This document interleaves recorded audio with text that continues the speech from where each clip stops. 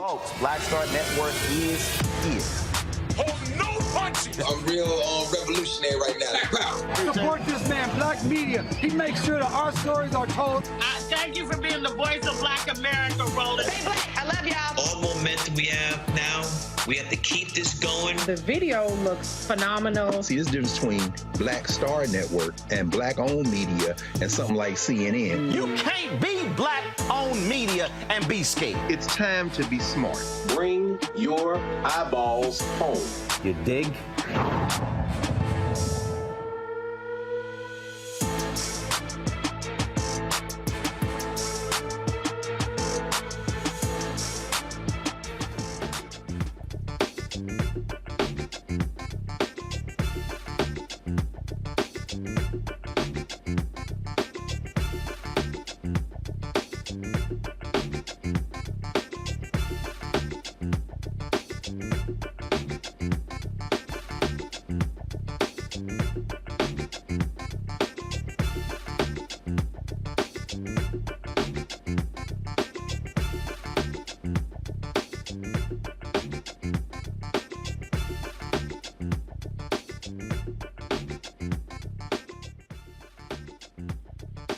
Today is Tuesday, December 12, 2023. Coming up on Roland Martin Unfiltered, streaming live on the Black Star Network. We are here in Atlanta, where the Global Hope Forum has concluded. We'll share with you what took place today, including HUD Secretary Marcia Fudge talking about housing and what needs to be done to increase the housing stock in this country. Also, the #2 official at the Treasury Department, Wally Adeyemo, we talked with him about what the Biden administration has done to better the economy and also to impact black business in the country. We'll also hear from the head of the United States Census, as well as we'll talk with the head of the Small Business Administration as well. Folks, in other news, rough day for Rudy Giuliani in a courtroom here in Atlanta as he's being sued by 2 black workers who said that he defamed them by accusing them of rigging the election. Also, on today's show, the president of Harvard, Claudine Gay, she has survived an attempt to oust her. We'll tell you the folks who are backing her, including several former presidents of Harvard as well. Also, the first black district attorney in Texas history, Craig Watkins, has passed away at the age of 56. We'll have that news for you as well. It is time to bring the funk. I'm Roland Martin Unfiltered on the Black Star Network. Let's go. He's got it. Whatever the biz, he's on it. Whatever it is, he's got the scoop, the fact, the find. And when it breaks, he's right on time and it's rolling. Best believe he's knowing. Putting it down from sports to news to politics. With entertainment just for kicks, he's rolling. It's on go, roll, y'all. It's Roland Martin, rolling with Roland now. He's funky, he's fresh, he's real, the best, you know he's Roland Martin now.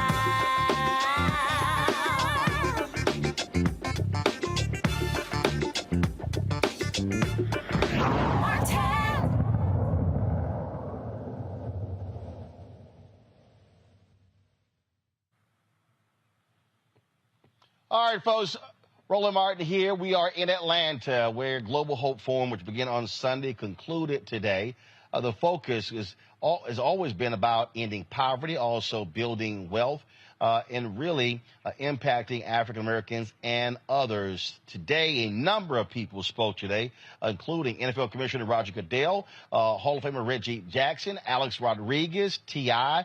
Also spoke, but also we heard from 2 major Biden administration officials, HUD Secretary Marcia Fudge, as well as Wally Adeyemo, who is the #2 official of the United States Treasury Department. He and I talked about this economy, how it actually has been improving, and what the Biden-Harris administration has been doing to impact African Americans, especially black entrepreneurs.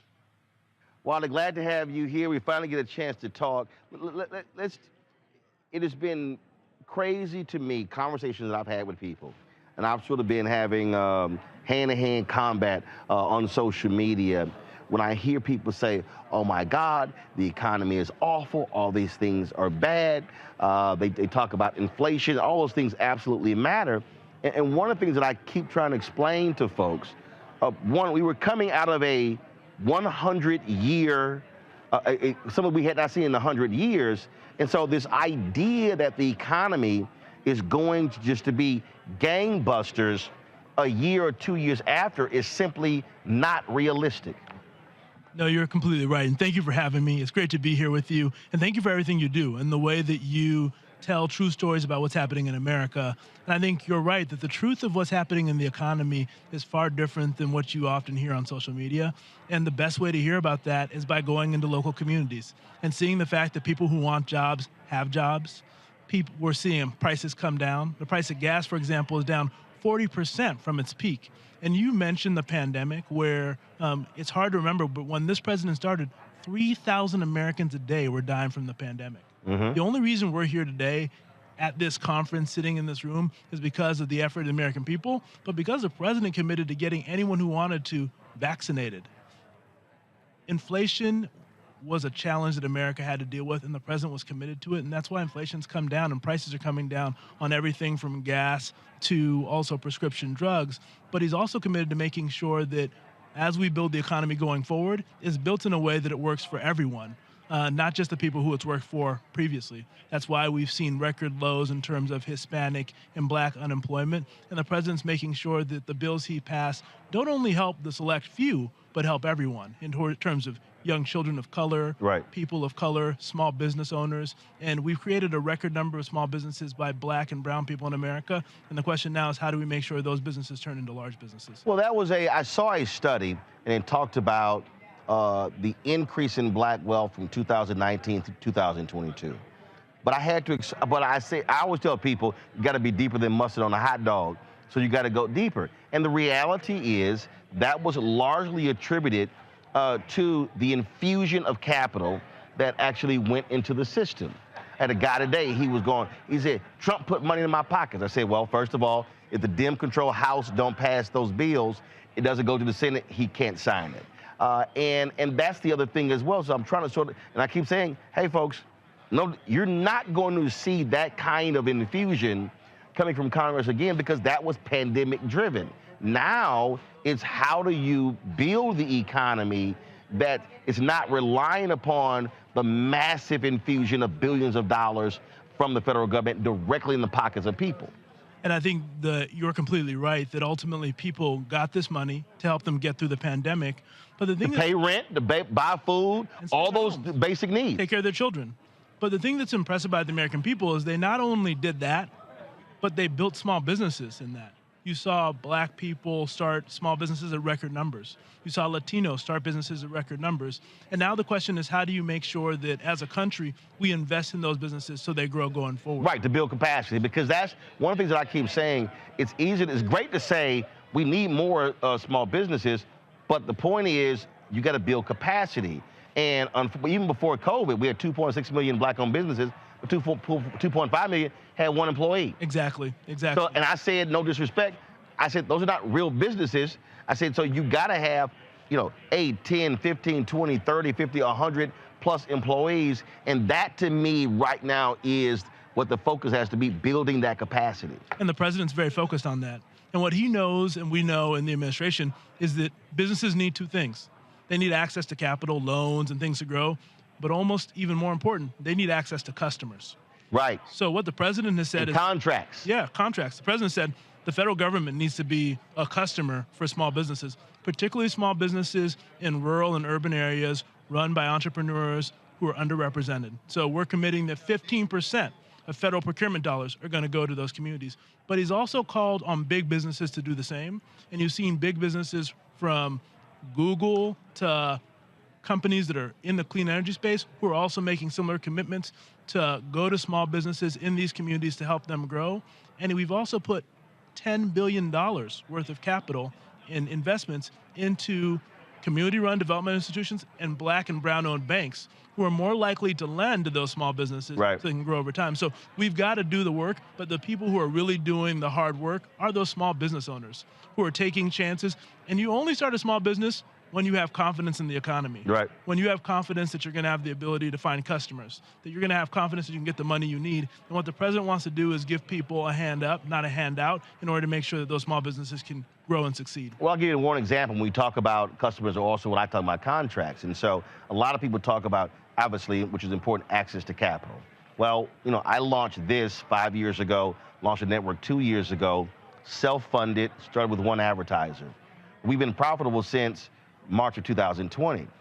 So for me, I'm not looking for a loan. I'm not looking for that. What I said, but the barrier in terms of contracts.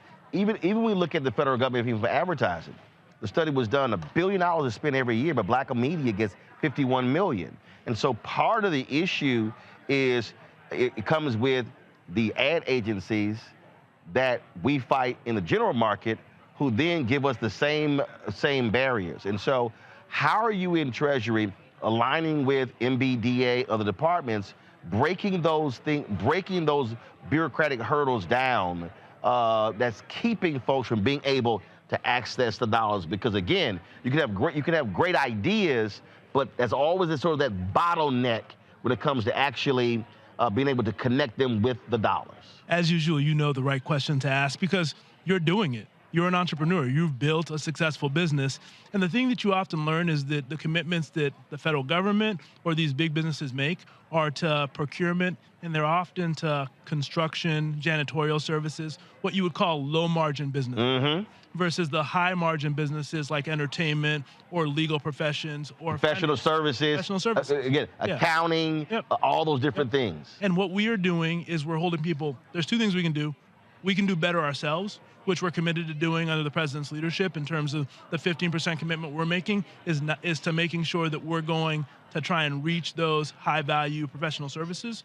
But we also need to use the bully pulpit to make sure that companies are doing the same and calling on them to make sure that their investments in procurement are following where their customers are, because the people who watch your show are the customers of those advertisers. But also expanding that list. And so I was just talking with Ambassador Andrew Young. When I'm challenging companies, I'm not just saying I want to see more black-owned media dollars.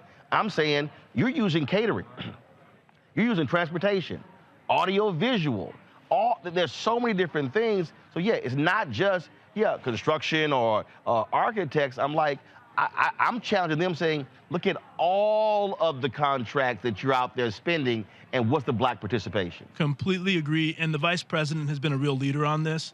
Last year, she created something called the Economic Opportunity Coalition, which is a table she's created for businesses who are willing to make commitments alongside the commitments we're making in the federal government that will do things like make sure that procurement dollars are being spent in a way that reflects the need to diversify them, to build an economy that works for everyone. And our goal is to call more companies to take these actions, because ultimately we know in the federal government we can create the incentives, but the people who create jobs are people like you, entrepreneurs. And we need to make sure that big businesses in this country, be they banks, be they big technology firms, be they the Walmarts of the world, they're taking steps to invest in businesses like yours, because that grows their customer base, as well as growing our overall economy. I got to ask you about private equity. So Obama's president, I get called to a meeting of the Treasury Department, and I'm told that black and minority firms outperformed mostly white firms when it came to management of TARP funds. My immediate response is, awesome. Are they now going to get more money? And everybody went silent. And one of the things that we see is that these firms do very well. They outperform, but essentially there's a cap. Robert Smith's Vista is the black firm with the most private equity. It's only $100 billion.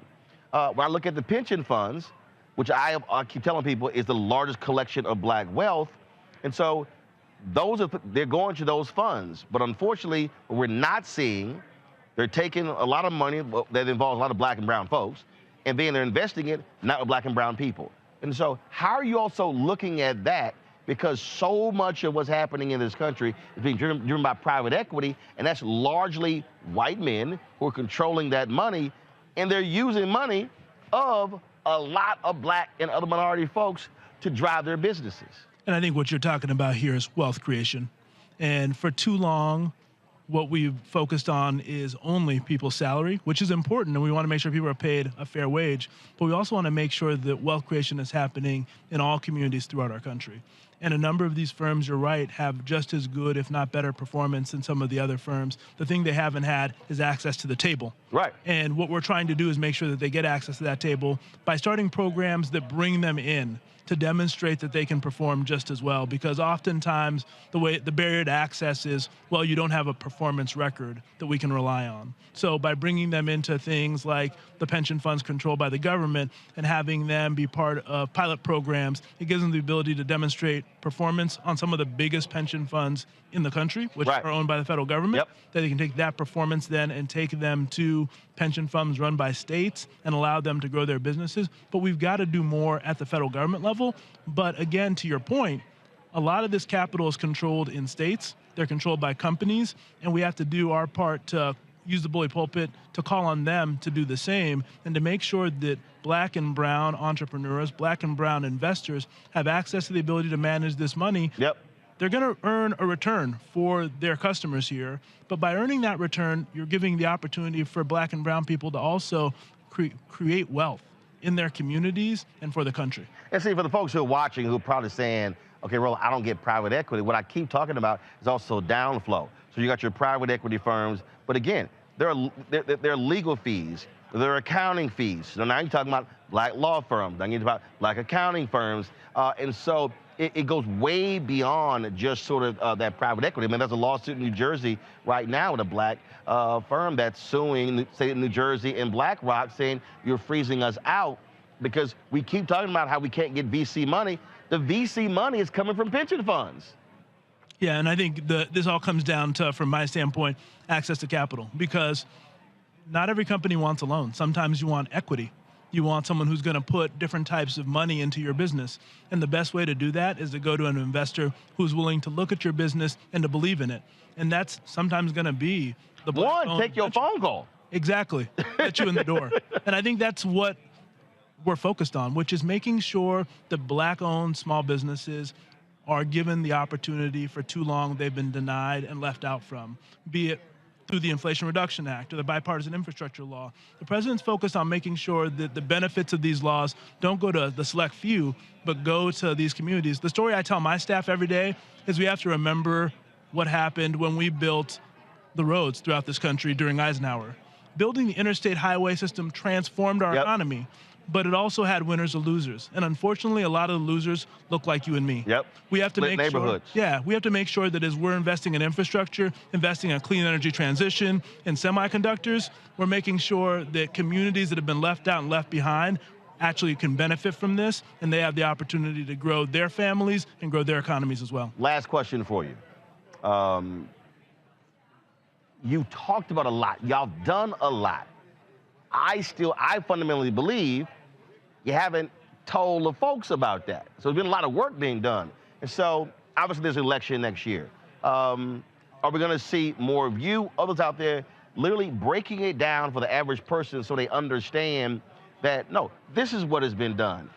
We funded that, created that. Because I think that's also a disconnect. People literally just don't know.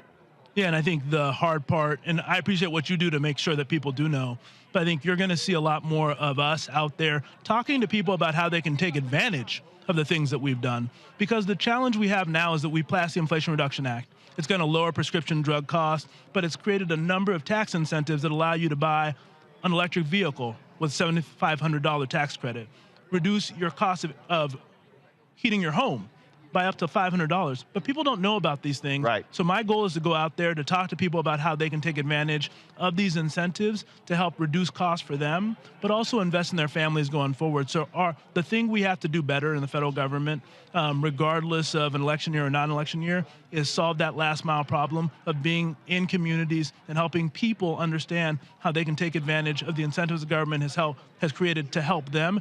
And I'm going to be laser focused on that from now till as long as people will keep me in this job. All right, then. Well, Wally, we appreciate it. Finally, glad we got a chance to chat, and look forward to our next conversation. Thank you so much for having me, and thank you for everything you do. I appreciate it. Thanks a lot. Folks, when we come back, we'll talk a new poll that shows black voters may very well sit out this election. What needs to be done by Biden-Harris to speak to black voters to get them to turn out and also not vote for Donald Trump? We'll discuss that next with my panel right here on Roland Martin Unfiltered, broadcasting live on the Black Star Network, live from Atlanta. Back in a moment. Hatred on the streets, a horrific scene, a white nationalist rally that descended into deadly violence. White people are losing their damn minds. As an angry pro-Trump mob storms the U.S. Capitol. We're about to see the rise of what I call white minority resistance. We have seen white folks in this country who simply cannot tolerate black folks voting. I think what we're seeing is the inevitable result of violent denial. This is part of American history. Every time that people of color have made progress, whether real or symbolic, there has been what Carol Anderson at Emory University calls white rage as a backlash. last This is the rise of the Proud Boys and the Boogaloo Boys. America, there's going to be more of this. Here's all the Proud Boys, guys. This country is getting increasingly racist in its behaviors and its attitudes because of the fear of white people. The fear that they're taking our jobs, they're taking our resources, they're taking our women. This is white fear.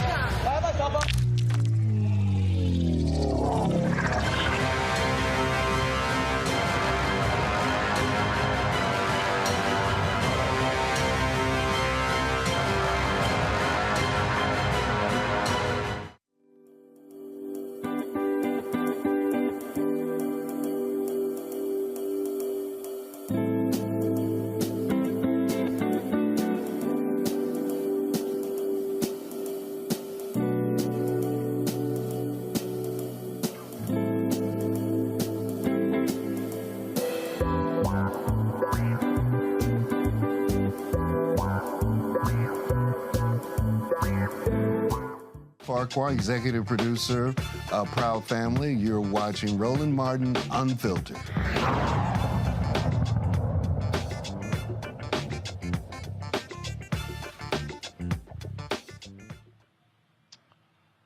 All right, folks, welcome back to Roland Martin Unfiltered right here on the Black Star Network. I want to introduce my panel on today's show, Dr. Mustafa Santiago Ali, former senior advisor for the EPA out of D.C., Randy Bryant, DEI disruptor out of D.C. as well, Joe Richardson, civil rights attorney out of Los Angeles. Glad to have all of y'all. Let's first talk about what Wally just laid out there. And I must say, Mustafa, you listen to all those things that he laid out, and I swear, I look at this administration, I'm like, do y'all know how to celebrate wins? Do you know how to articulate to the folks what you've done? And I'm telling right now, I would be sitting here going all around America like, yeah, we did that, and we did that too. I mean, that's literally, they need to go on a we did that tour. That's exactly what they need to do, because most people have no idea about the successes that have happened, about the sets of opportunities that still exist for people to adjust the generational wealth gaps that we have in our country right now, and also the fact that you can actually start your own business. As I travel around the country and as I speak, that's a part of what I share with folks, is that there are these huge sets of opportunities out there. Yes, it takes work, but you have this moment now where whatever your particular dream has been, that you can make it become a reality. But the administration has to do better.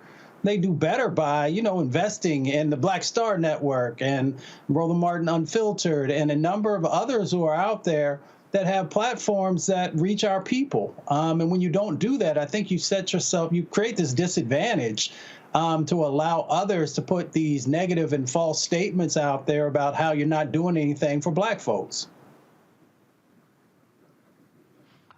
Again, it's just amazing to me, Randy, when you look at the accomplishments, but then when you see these polling data, when you talk to folks and they go, man, they haven't done this, haven't done that, and you're like, what are you talking about? And so, look, this Biden-Harris campaign team, I mean, they've got some serious work to do in order to educate and enlighten the general public about how they were able to get inflation, it's now down to 3.1%, how they were able to change the narrative, fix what was happening with this economy. And so you see on one hand the economic numbers, when you see unemployment numbers, stock market, when you see wages, when you see all these things, and then you look at the polling and it's by huge numbers. People say they trust Trump more on the economy, even though Republicans, the numbers don't even lie. Democrats, Biden-Harris has blown away Trump and other Republicans in the creation of jobs. Right. It's about the checks, Roland. It's about the checks, sadly. People were getting those checks during COVID, and it made them feel as if I'm getting free money, that they felt that. That was exciting. And they don't understand that the real work to really improve the economy, that's going to work out in the long run, that's going to help build generational wealth, that is going to give more opportunities to Black folks. That work is being done by the Biden-Harris administration, but you don't feel it like you do an infusion of a check. Right? You don't feel it the same way. And so it really does require this administration to go out there and say, no, let me show you what we're doing and why we do it. Because that fast money really just, it makes people feel as if they were making, and it's not a lot of money, but it made people feel as if they were doing better financially because of that. Yes, because guess what, Joe? The federal government was helping people pay their rent and pay for food because of COVID. But let me be perfectly clear. All of y'all watching and listening, let me be real clear. Ain't no more damn checks coming. Right. I'm just trying to help y'all out. It's not going to happen. Again, I want to be as perfectly clear to everybody who's watching and listening. COVID, that was a once in 100-year pandemic. If y'all think Congress is going to do what they did come 2024, 2025, 2026, you are, as my man Denzel said, and Remember the Titans, you are outside your damn mind. Right. Yeah, there's no question about that. And, you know, one of the things that's interesting, and this is something that the Biden administration really needs people to know, you know, they take over. The economy's in a tough situation. You know, you can't inhabit a business. A business can't survive if it can't be inhabited. We literally are shut down. We're shut all the way down. Your first fundamental notion is safety. If I don't feel like I can go to the store without dying, then I've got a problem. So the vaccination was really, really important. And a whole lot of people died on Trump's watch that didn't necessarily have to. And so that's the first thing you do. 3,000 a day. Yeah. 3,000 a day. That's that right. was a 9/11 happening every single day in America because of COVID. And that was the first thing that they needed to deal with. And Biden dealt with it, and he dealt with it successfully. Next up, now you're dealing with the economy, right? You're dealing with the aspects of the economy. You're dealing with both job creation as well as bringing inflation down. Inflation was up. Now, statistically speaking, most economists will tell you that they did not expect to, at this point, be in the place where there is as much job creation as there has been, as well as inflation down as much as it is, all at the same time. Statistically, this was very, very improbable, and he got it done anyway. And so a couple things have to happen. First of all, they have to get the word out better on what actually happened, where we actually are, and how unlikely it was, right? The second thing they have to do is to solicit and address concerns so that people feel like they're being heard, even though they're already doing it.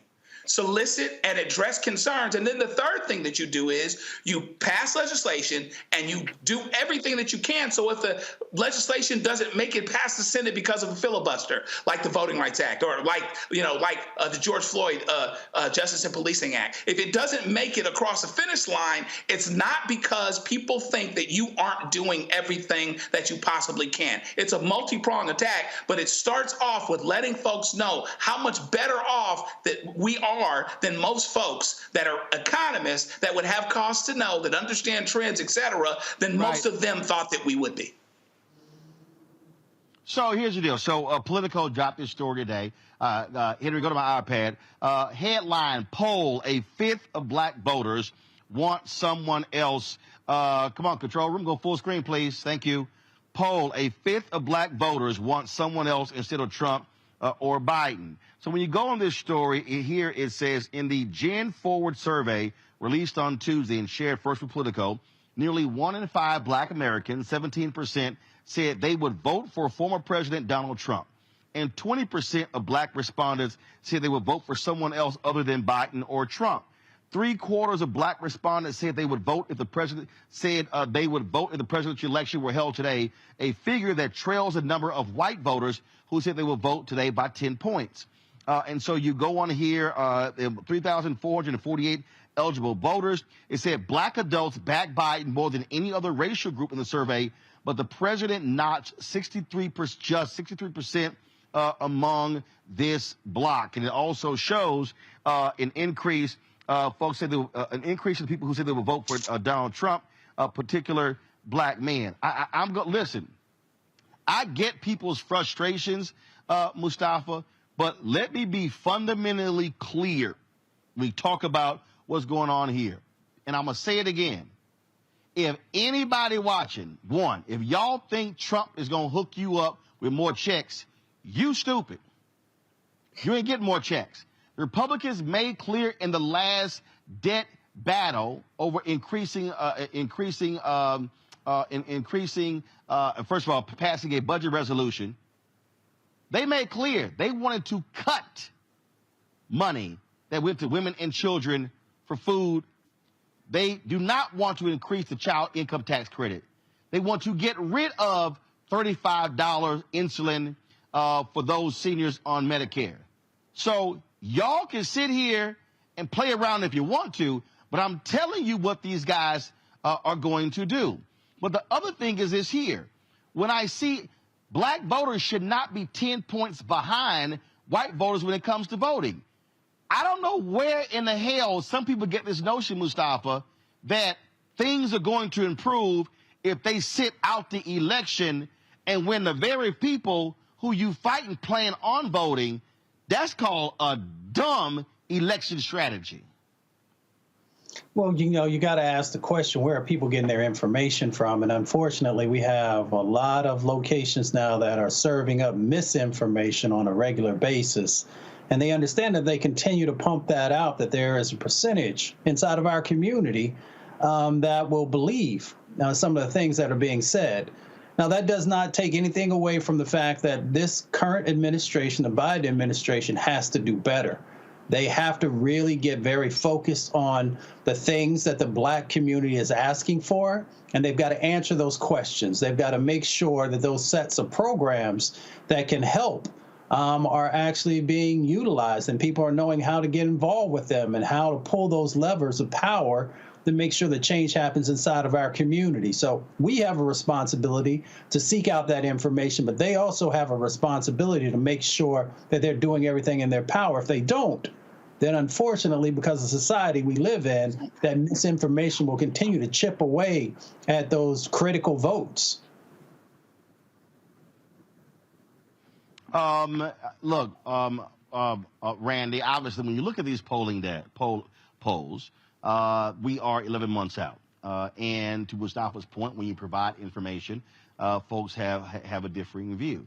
But again, I just sort of sit here and listen to these people, and I'm going, I don't know in what world they actually believe that Trump is going to somehow come waving checks if he gets back in there.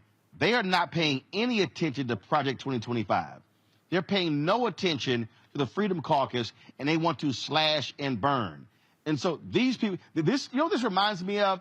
This reminds me of 1984, when all these young Republicans were out there, Reagan, oh, Ronald Reagan. They were just cheering Ronald Reagan. And not even a month after election, Ronald Reagan and the Republicans took a meat cleaver to Pell Grants and student loans and student financial aid. And I saw all these same Republicans crying, and I'm like, well, guess what, dumbass? You the fools who put them back in. The same people who were championing Ronald Reagan were crying a month later after the election because they cut Pell Grants and student aid because I guess they thought they were exempt. Right. And I don't know how people aren't paying attention now, because everything that the Republicans are doing, if you pay attention, to me indicates that they are trying to completely make it where black people have no power, where there's no force or anything that's going to help us. And so I think the complete opposite. I tell people I'm trying to make plans to get my citizenship, because if Trump comes into power, I'm scared, I'm going to be trying to Harriet Tubman out of this place, because it's very clear he has made it abundantly abundantly clear how he feels about Black people. He has not hidden it in any way. And it's interesting to me that people want to pick out, well, he gave this much to HBCUs, but they don't do the real research. And again, we're in this society that looks at, one, misinformation, as my brother just said, but also we just look at the headlines. And so we're so easily fooled because we're seeing one headline that has been pushed by the Republicans, and we really believe that that Trump is for us. And I'm shocked at how easily we're bought, again, by the checks. And then you'll have some third-rate rapper that Trump has partnered with, and we think he's down for us. And I'm like, we cannot be that easily bought. We owe it to ourselves to really take the time to research, read an article, find out who is for us and who is actually doing things that will benefit Black people now and for generations to come. Here's what I sometimes just wonder, Joe. Go back to my iPad. It says, overall, the president's approval rating in this survey was sitting at a paltry 38%. For Black respondents, half approve of Biden's job performance, while 34% of Latino, 37% of AAPI, and 36% of white respondents viewed Biden positively. Okay, so here's the question that I would ask any of those people, the people who, let's say the 62% of Blacks, I would say the 66% of Latinos, and then I would say 64% of whites. And that is, what more did you expect Biden-Harris to do? Now, increase in education funding, increase in infrastructure, the largest infrastructure spending bill since President Dwight Eisenhower. Then when you start looking at the Inflation Reduction Act, I can go on and on and on. So I'm trying to figure out, what did people actually think? Now, I get the issue of inflation. I totally get the issue of inflation. But I wonder if people even understand how inflation happened. We literally had companies jacking up prices across the country. Jacking them up. In the next segment, we're going to hear from Marcia Fudge and talking about housing. I've seen people, Joe, complain about housing, and I'm going, because we didn't build houses in 2010, between 2000 and 2010, and 2010 and 2020. So you're blaming somebody for a housing crisis, but actually was started 23 years ago. That, to me, is crazy. Now, maybe folk don't have all this information, but ball don't lie.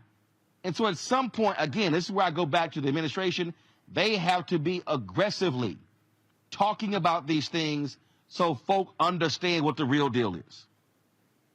Yeah, I mean, no doubt about it. And for a long time, what masked what was getting ready to happen with housing was the low interest rate, right? So for a long time, you could get more house. Theoretically, it was a little bit more, a little bit safer, right? Because it wasn't like, pre-2008 where you had bad loans, you had faulty loans countrywide, and everybody else had all of these things where they, adjustable rates, negative AMs. You didn't have a lot of those things. But what you did have was prices continuing to get brought up. And as it pertained to housing, at least you could say for the moment, you could mask the problem for a while because interest rates were so low, right? Now, but as you go along, now things get changed and we understand the exacerbation of this problem. People have to understand that whoever the current president is, you're going to blame him for all kinds of stuff, even if it goes back 10, 15, 20, or 100 years. It doesn't matter.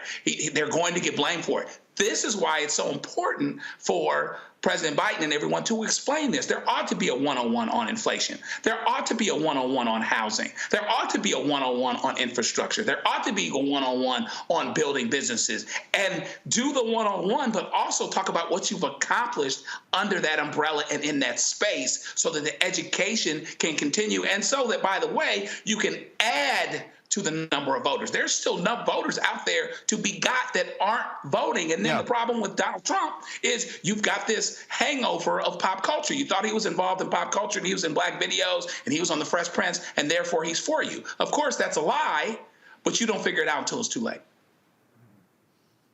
Gotcha. Hold tight 1 second. When we come back, we're going to hear from HUD Secretary Marcia Fudge, who was here at Global Hope Forum talking about housing. And she made a point that I have been making many times, why there's a housing problem in the country.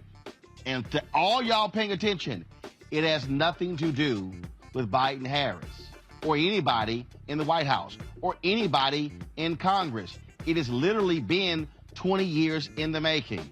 We'll discuss that next. You're watching Roland Martin Unfiltered on the Black Star Network. Support us in what we do first. If you're watching on YouTube, hit that like button, folks. I see y'all comment. Hit the doggone like button. Also, join our Bring the Funk fan club. See your chicken money order. P.O. Box 57196, Washington, D.C. 20037. That's 0196. Cash App, $RM Unfiltered. PayPal, R Martin Unfiltered. Venmo is RM Unfiltered. Zelle, Roland at RolandSMartin.com. Roland at RolandMartinUnfiltered.com. We'll be right back. On the next, A Balanced Life with me, Dr. Jackie. How big a role does fear play in your life? Your relationship to it and how to deal with it can be the difference between living a healthy life, a balanced life, or a miserable one. Whenever the power of fear comes along, you need to put yourself in that holding pattern and breathe, examine, find out if there's something that your survival instinct requires you to either fight or take flight. Facing your fears and making them work for you instead of against you. That's all next on A Balanced Life on Black Star Network. Grow your business or career with Grow with Google's wide range of online courses, digital training, and tools. Gain in-demand job skills with flexible online training programs designed to put you on the fast track to jobs in high-growth fields. No experience is necessary. Learn at your own pace. Complete the online certificate program on your own terms. Stand out to employers, get on a path to in-demand jobs, and connect with top employers who are currently hiring. Take one professional career certificate program or all 6. Earn a Google Career Certificate to prepare for a job in a high-growth field like data analytics, project management, UX design, cybersecurity, and more. All professional career certificate programs must be completed by December 31st, 2024. Scan the QR code to complete the application. There are 1,000 scholarships available. Grow with Google and J. Hood and Associates. Be job ready and qualify for in-demand jobs. Hey, it's John Murray, the executive producer of the new Sherry Shepherd Talk Show. And you're watching Roland Martin Unfiltered.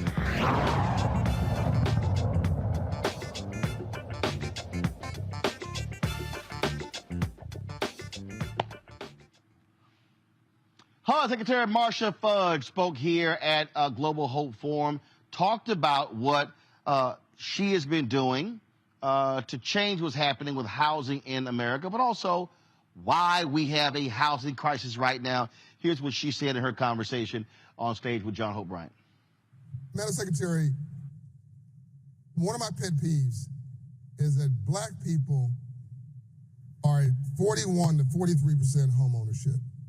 And the number one way you build wealth in America is home ownership. Am I right about that? Absolutely right. And my mainstream counterparts are at 75%, give or take, home ownership rate. That 30% delta, the difference between that, is why we don't have a net worth. And we keep was one of the primary reasons. That and what Toby just left, small business creation.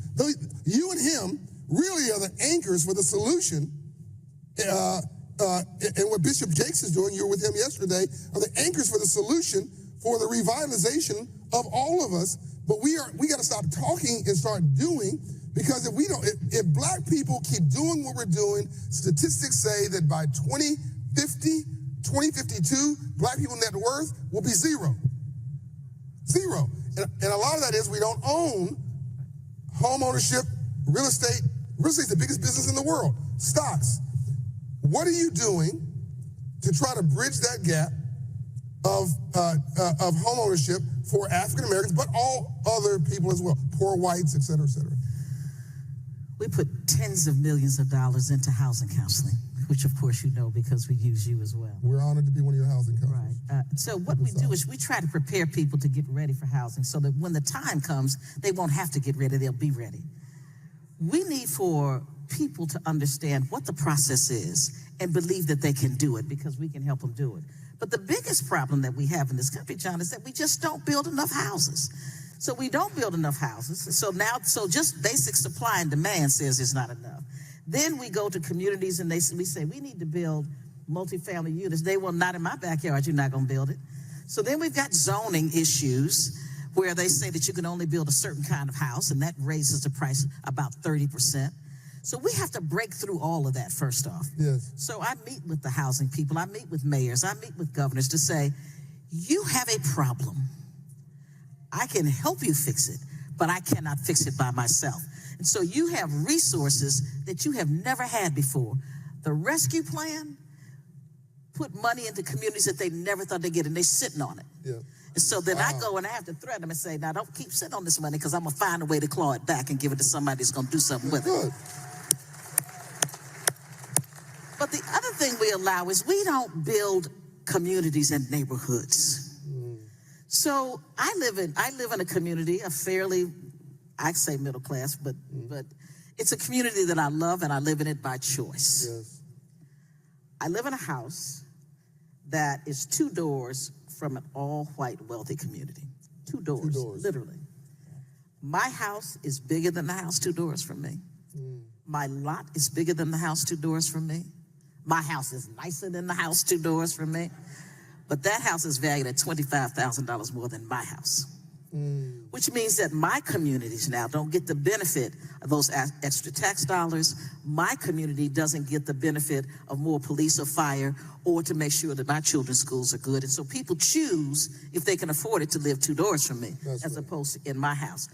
We have to say to America, if they really want to solve things like homelessness, poor education, they have to recognize and admit that the problem exists. And once we do that, which we have at HUD, we are putting so much money into assisting with multifamily housing, talking about senior housing. Do you know the fastest group of people sleeping on the streets today are Black women my age? Wow, really? My age.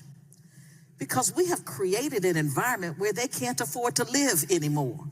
They can't afford their apartments. They're on Social Security, which is not enough. And they first off start sleeping at relatives' homes, and then they find themselves sleeping in their cars. RVs and things like that, yes. I cannot tolerate it.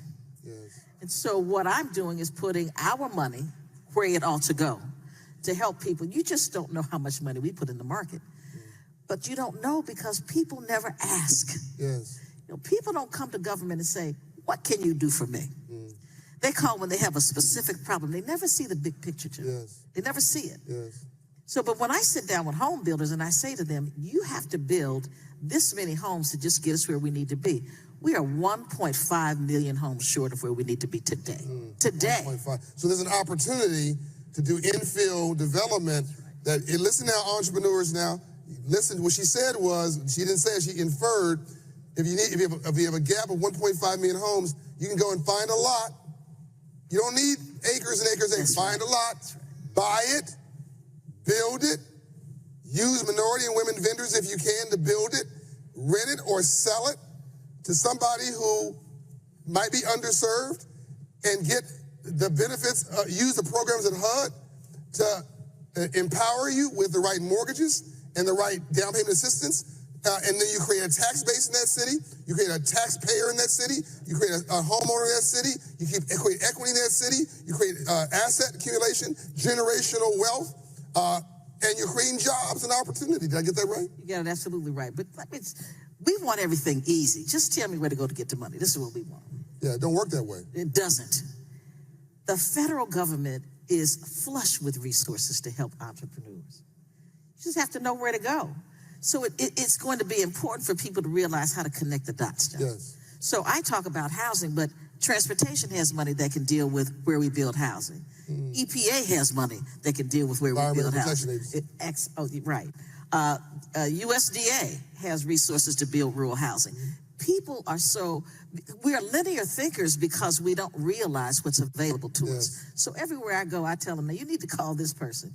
I met with black developers in New York a couple of weeks ago to tell them about the things we could do. But in the meantime, I said, you build an infrastructure, we passed an infrastructure bill.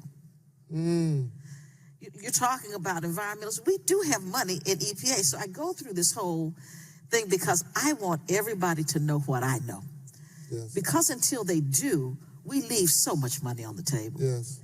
And the other thing I think that is just important for what you do in talking about financial literacy, et cetera, if we don't start figuring out what things cost and what they mean to us, yes, and how to get them, yes, we're going to be forever people listening to people who say, oh, you don't need to buy a house.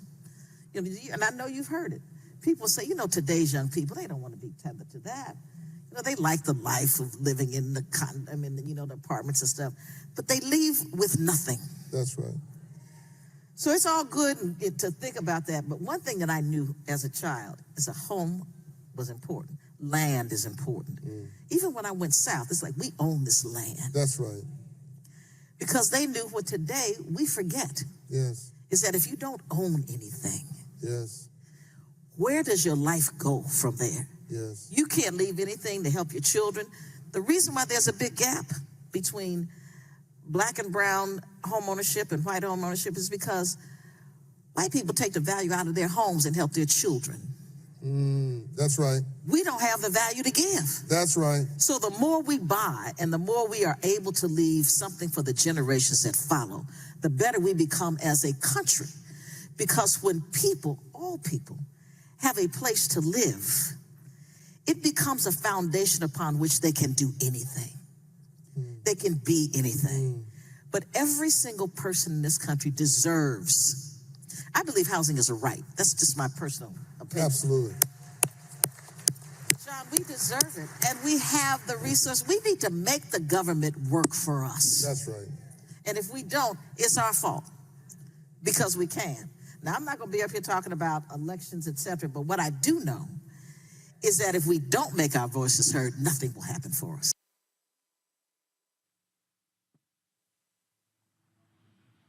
Now, y'all have heard me talk about this and show this. I did last week with Congressman Emanuel Cleaver. Henry, go to my iPad. Randy, here's the thing that Congresswoman Fudge, she's a longtime Congresswoman, as I'm used to calling her. She's Secretary Fudge.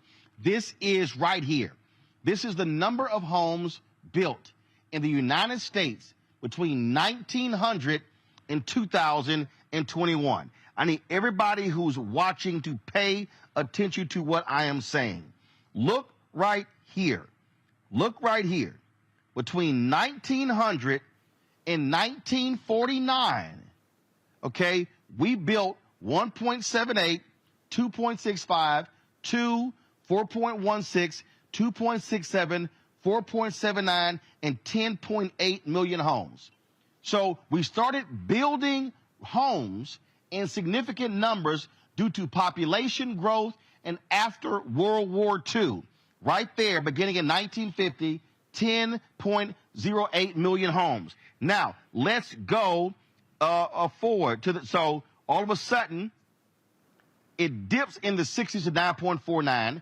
Then it goes back. No, guys, stay on my iPad, please. It goes 1970s, 12.37. 1980s, 12.14. 1990s, 12.49.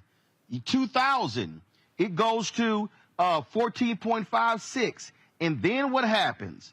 2010, it drops to 6.9.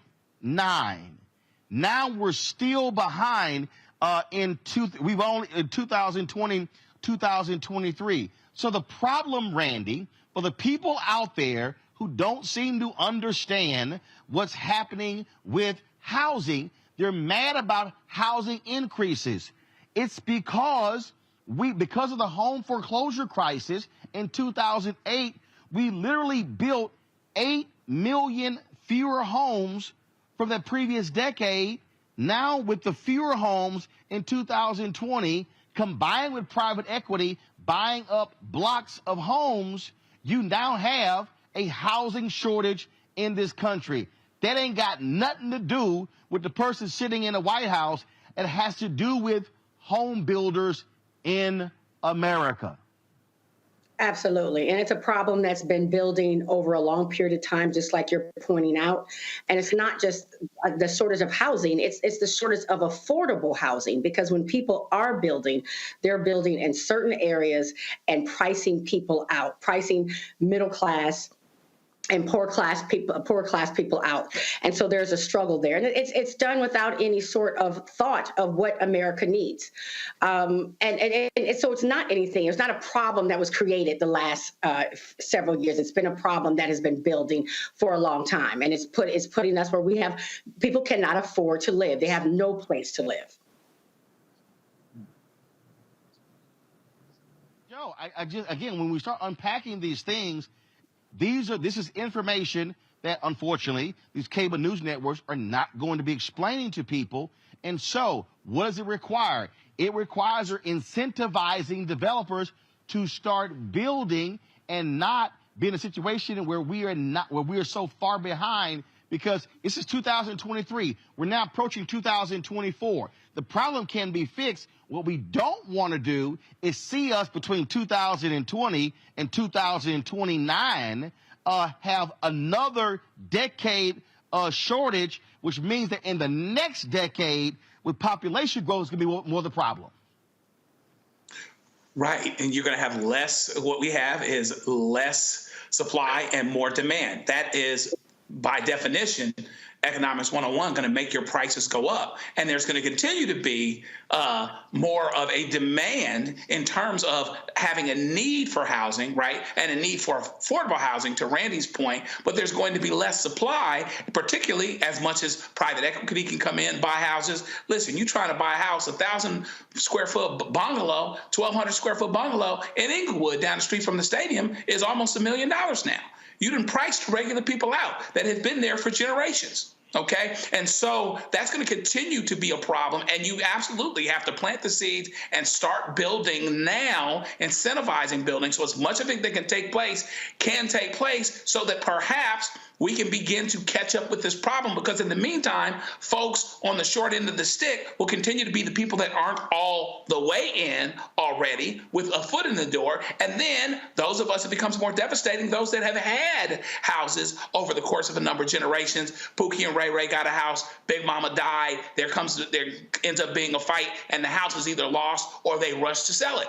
And so what that means is it's going to be very, very hard to be restored the way that you need to be, based on what it is that's going on and how much more difficult ownership is going to become.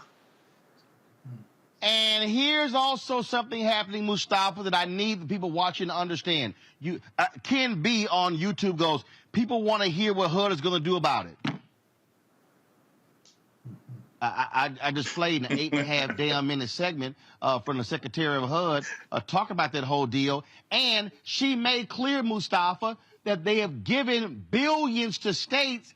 One of the reasons why all of these states have surpluses is because they're sitting on the federal money that they've gotten. You've got places like Alabama that was supposed to be spending money on housing. They spend it on prisons. Yeah, I mean, and I've been through that before. When I was in the federal government, we'd often give resources out to the states, and the governors would just, like you said, they would sit on it, or in some instances, they would actually move the money to the places and spaces that did not need the dollars the most. So that's where the regulation comes in, and that's where you have to make sure that you're enforcing against those states that are not doing the right thing. And in many instances, you have to pull the money back, which is something folks never want to do. But here's the other part of it, Roland. You know, for the person who you just referenced, you know, that whether it's HUD, they've had significant dollars that are out there. There are a couple of new programs that are there to actually help people to get into homes. The Biden administration has also been putting resources and actions to help first-time home buyers to be able to move into that space. You've got dollars also at the Environmental Protection Agency for those who are thinking about buying a home or already have a home and they want to make sure the energy efficiency is there to keep your bills lower. So there is a plethora of resources that are out there. Sometimes folks don't know about them. Sometimes people just don't want to know about them. And then for me, the last part is also about us and our community. You know, I've had friends who have gotten together and bought multi-unit buildings and lived in half of them and rented out the other half to make sure that folks are getting into these market spaces so that they can build wealth. So once again, we've got to ask ourselves about our own people. Are we willing to come together to actually be able to move into these real estate sets of opportunities? Maybe there's some uncomfortability with you living with another family inside of a multi-unit building for a short period of time, but you have to be looking down the road. If you're serious about building wealth, if you're serious about being able to take advantage of these opportunities, then sometimes we have to be able to come together, which should not be a difficulty. It should be something that's natural for us to be able to be in a communal space and to be able to lift each other up and to help each other be able to have a stronger foundation underneath of our feet. All right, hold tight 1 second. We come back more from a Global Hope Forum here in Atlanta. Former ambassador to the United Nations, Andrew Young, asked a question about Israel and Gaza, and he makes it clear that if you are standing up for Palestinians not being killed, namely children, that's not anti-Semitism.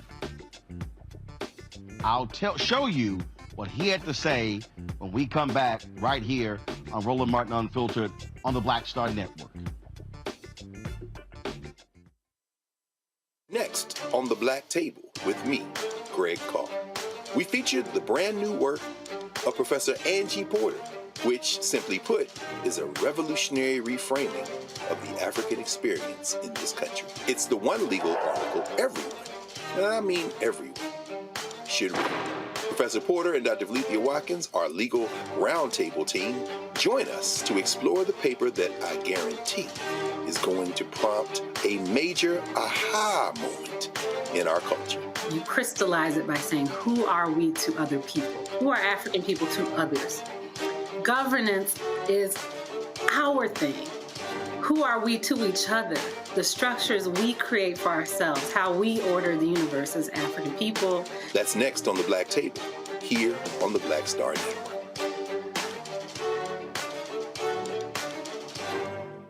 When you talk about blackness and what happens in black culture, we're about covering these things that matter to us, speaking to our issues and concerns. This is a genuine people-powered movement. There's a lot of stuff that we're not getting. You get it, and you spread the word. We wish to plead our own cause. Too long have others spoken for us. We cannot tell our own story if we can't pay for it. This is about covering us. Invest in black-owned media. Your dollars matter. We don't have to keep asking them to cover our stuff. So please support us in what we do, folks. We want to hit 2,000 people, $50 this month, raise $100,000. We're behind 100,000, so we want to hit that. Y'all money makes this possible. Check some money orders. Go to P.O. Box 57196, Washington, D.C. 20037-0196. The Cash App is $RM Unfiltered. PayPal is R Martin Unfiltered. Venmo is RM Unfiltered. Zelle is Roland at RolandSMartin.com. Me, Sherry Shepard, with Sammy Roman. I'm Dr. Robin B., pharmacist and fitness coach, and you're watching Roland Martin Unfiltered.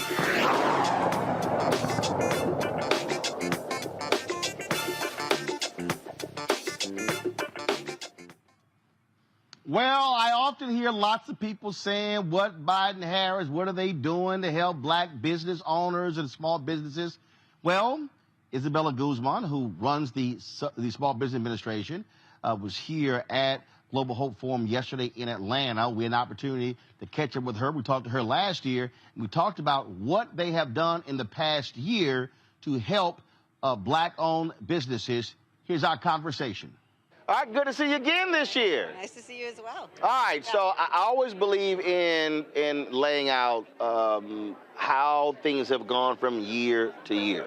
So last year, we chatted here, and so in terms of opportunities for black businesses and minorities. How has the last year looked in the country? Well, we continue to see these incredible entrepreneurship growth rates, meaning startups. We have 14.6 million new business application. We are now on track to be the third highest year for entrepreneurship in this country, preceded by the first and second just the years prior. And we've seen black startup rates double in particular. So we are, they are still powering the new businesses in this country, and especially black women, as we've discussed before. So that continues, but we want to make sure they're funded, right? This is something we've always talked about, funded and revenue opportunities. Absolutely. On the funding side, the reforms that I talked about wanting to do have been implemented, and we are already seeing the results. It was about creating simpler products that, had simplified underwriting, expanded eligibility. There's no reason why, low credit risk black borrowers should not be getting funded at the same rate as everyone else, and we know that's not the fact. So as a result of the changes, we've seen, since 2020, black lending through the Biden-Harris administration double. And now we're up to nearly $1.5 billion in funding last year to black businesses. As you know, it's been historically around $500 million-ish. And so I'm really proud to see those numbers climb. And the revenue growth opportunity side of it. We've obviously, like the rest of this country, have been seeing lawsuits around the DEI front, trying to take us backwards when we're trying to create the future for this economy, which is through the changing face of entrepreneurship. And, so those gains have been about defending our programs and making sure that we can continue to create opportunities and hopefully create the next black billionaire through the 8A program. So that certainly was an issue. Last time we talked, I think it was in Dallas at the Alpha Convention, and we were just on the heels of that ruling out of Tennessee with regarding to the 8A program. But that's just a small part of it. And when you talk about the revenue piece, that's huge. I say all the time when we do these panels, I say, look, I don't have debt. I said, so I'm not trying to sit here and get a bank loan. I said, well, we're trying to lock down our contracts. That's right. I mean, federal government contracting for small business is a more than $650 billion opportunity. We saw the president commit to more contracts for small disadvantaged businesses. We have aggressive goals year by year through the whole of government effort, and we are, last year we took us to 11.4%. So far there's been over $160 billion in contracts during the president's 2 years of contracting records to the small disadvantaged businesses out there, and we want to continue those trends. And the lawsuit in Tennessee had just been filed. We just were getting some of the insights from the courts. The SBA did get an injunction stopping the 8A program, forcing us to look at the way we determine social disadvantage. And as a result of quick actions that we took, we were able to ensure that not a single 8A contract was removed from the program, and that contractors were able to get, in essence, recertified by submitting social disadvantage narratives. And so we're proud that we were able to do that, but now let's unlock more opportunities. Let's fix the way that we train our 8A contractors to go after government contracting, the business development programs that we have funded. Let's of course make sure that they have capital, but working capital, and we are working to continue to make change to ensure that happens. How have you also sort of tried to remove so many of we talk about barriers, so especially we know bundling is a problem.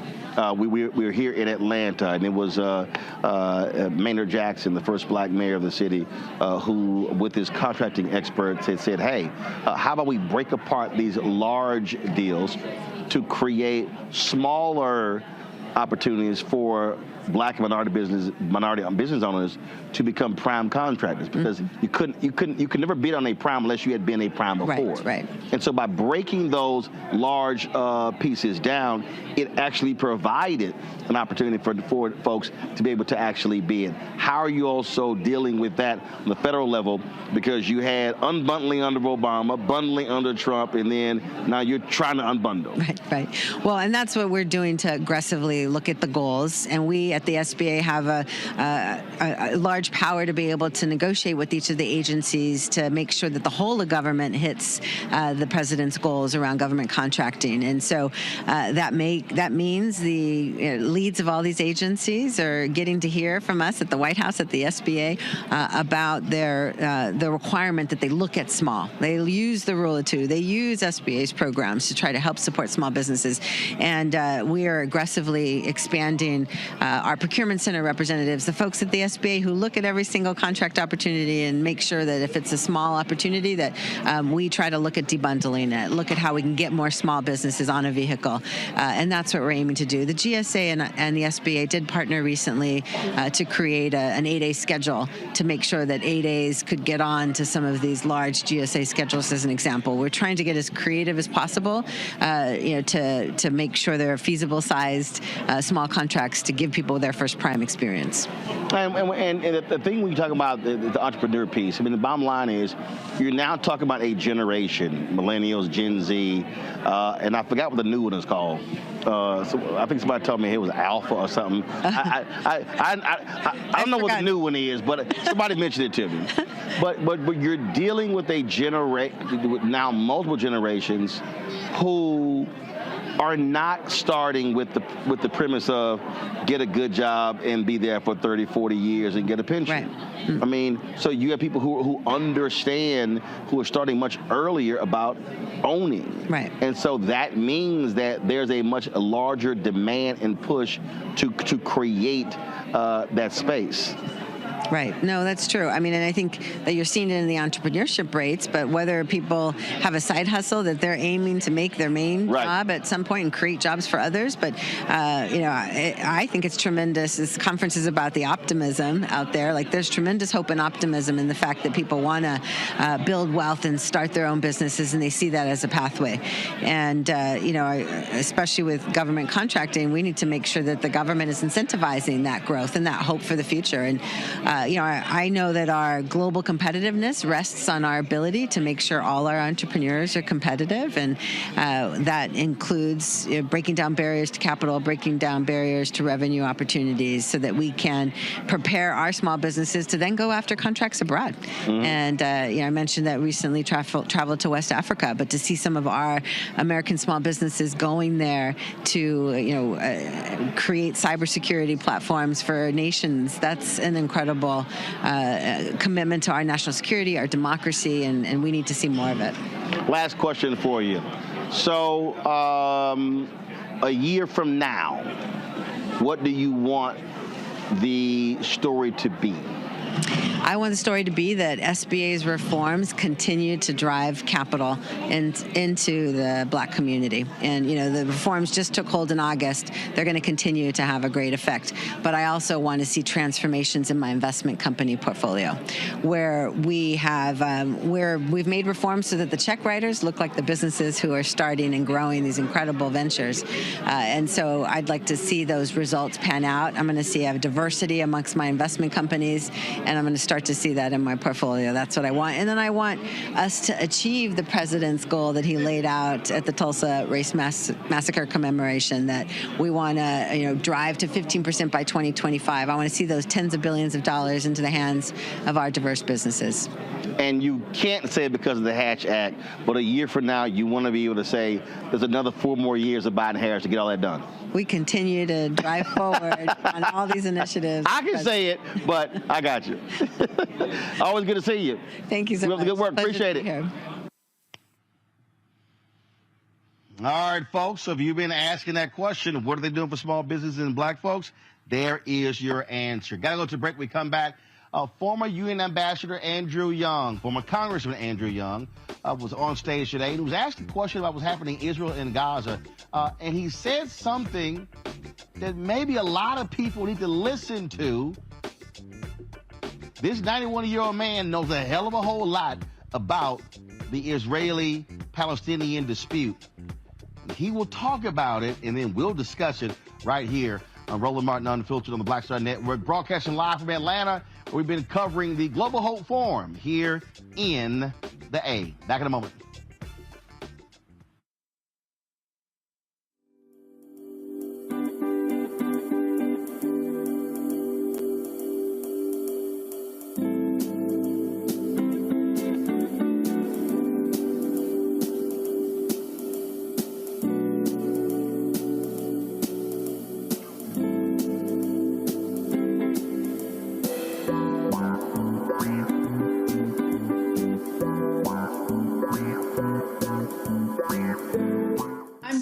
friends, and on the next frequency, Professor Janelle Hobson joins us to talk about hip-hop and its intersection with feminism and racial equality, plus her enlightening work with Ms. Magazine and how the great Harriet Tubman connects with women in hip-hop. So it was not hard for me to go from Harriet Tubman to hip-hop, honestly, because it is a legacy of Black women's resistance and Black women supporting our communities. That's what Harriet Tubman did. That's on the frequency on the Black Star Network. I'm Deborah Owens, America's Wealth Coach, and on the next Get Wealthy, what do the ultra-wealthy know that most of us don't? Well, the truth is that there is financial exclusion, and unfortunately, far too many Black folks haven't had access to this knowledge, and that's exactly what we're going to talk about on our next Get Wealthy with Melinda Hightower, a banker who's doing something to share exactly what you need to do to make it into the high net worth status. They weren't just saving just to save, they were saving for a purpose. That's right here on Get Wealthy with me, America's Wealth Coach, only on Black Star Network. This is Essence Atkins. It's the Love King of R&B, Raheem Devon. It's me, Sherry Shepard, and you know what you're watching. You're watching Roland Martin Unfiltered.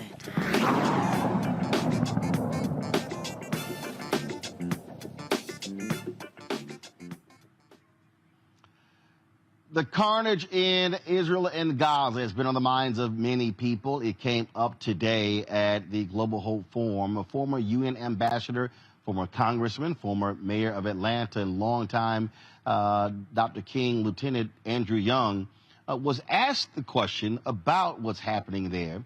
And he said something that really a lot of folks should pay attention to, especially charges of anti-Semitism against people who are critical of Israel and its treatment of the Palestinians. Watch. You have seen in your life as an activist the very worst in human nature.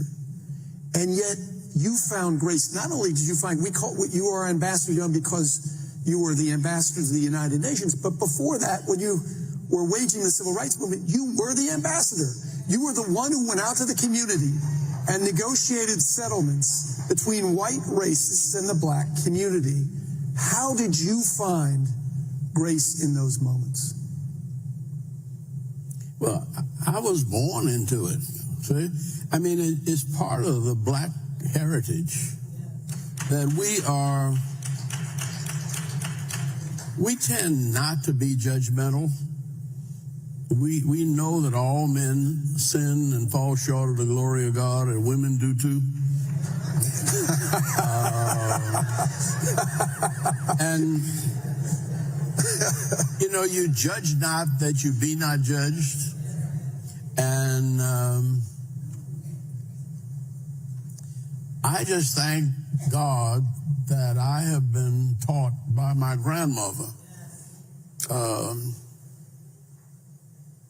that grace, and I was glad to hear you use that word, rappers talking about grace. I mean, that's high stuff, seriously.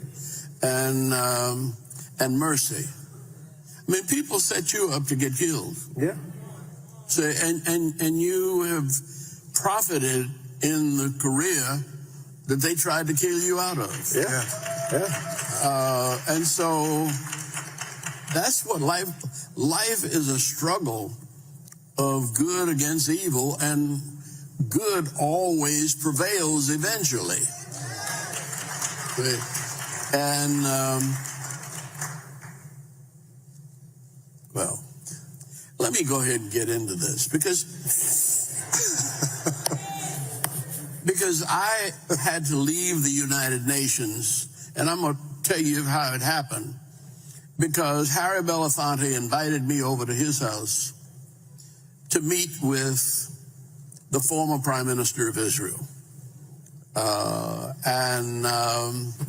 As a result of that 4-hour conversation, he was trying to get me to bring the Palestinians to the table, because he said, we're getting old and we know Arafat and them, and we would do better settling this issue if we settle it in our lifetime.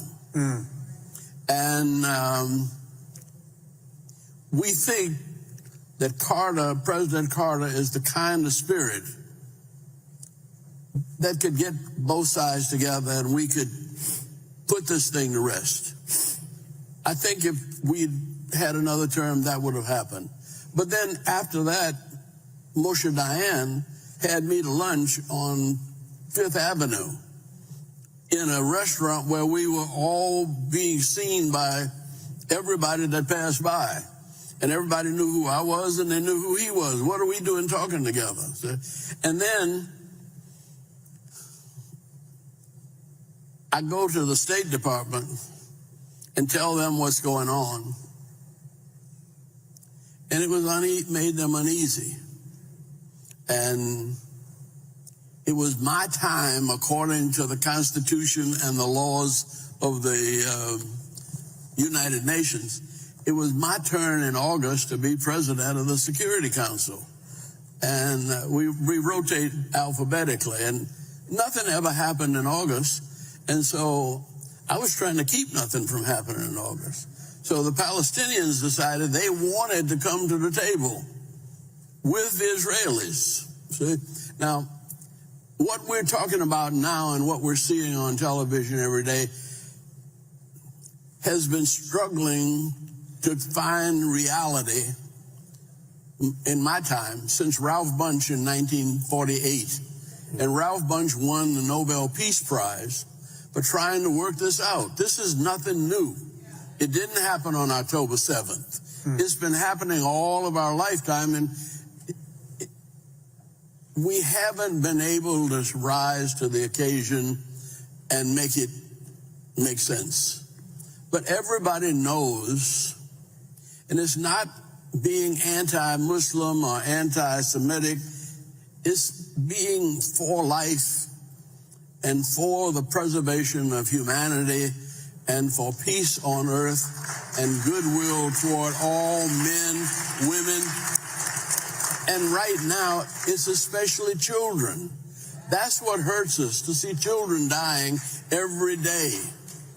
And there ought to be another way. That right there, Mustafa, is an interesting perspective, because what you hear Ambassador Andrew Young saying, that if you're critical of Israel, it doesn't mean you're anti-Semitic.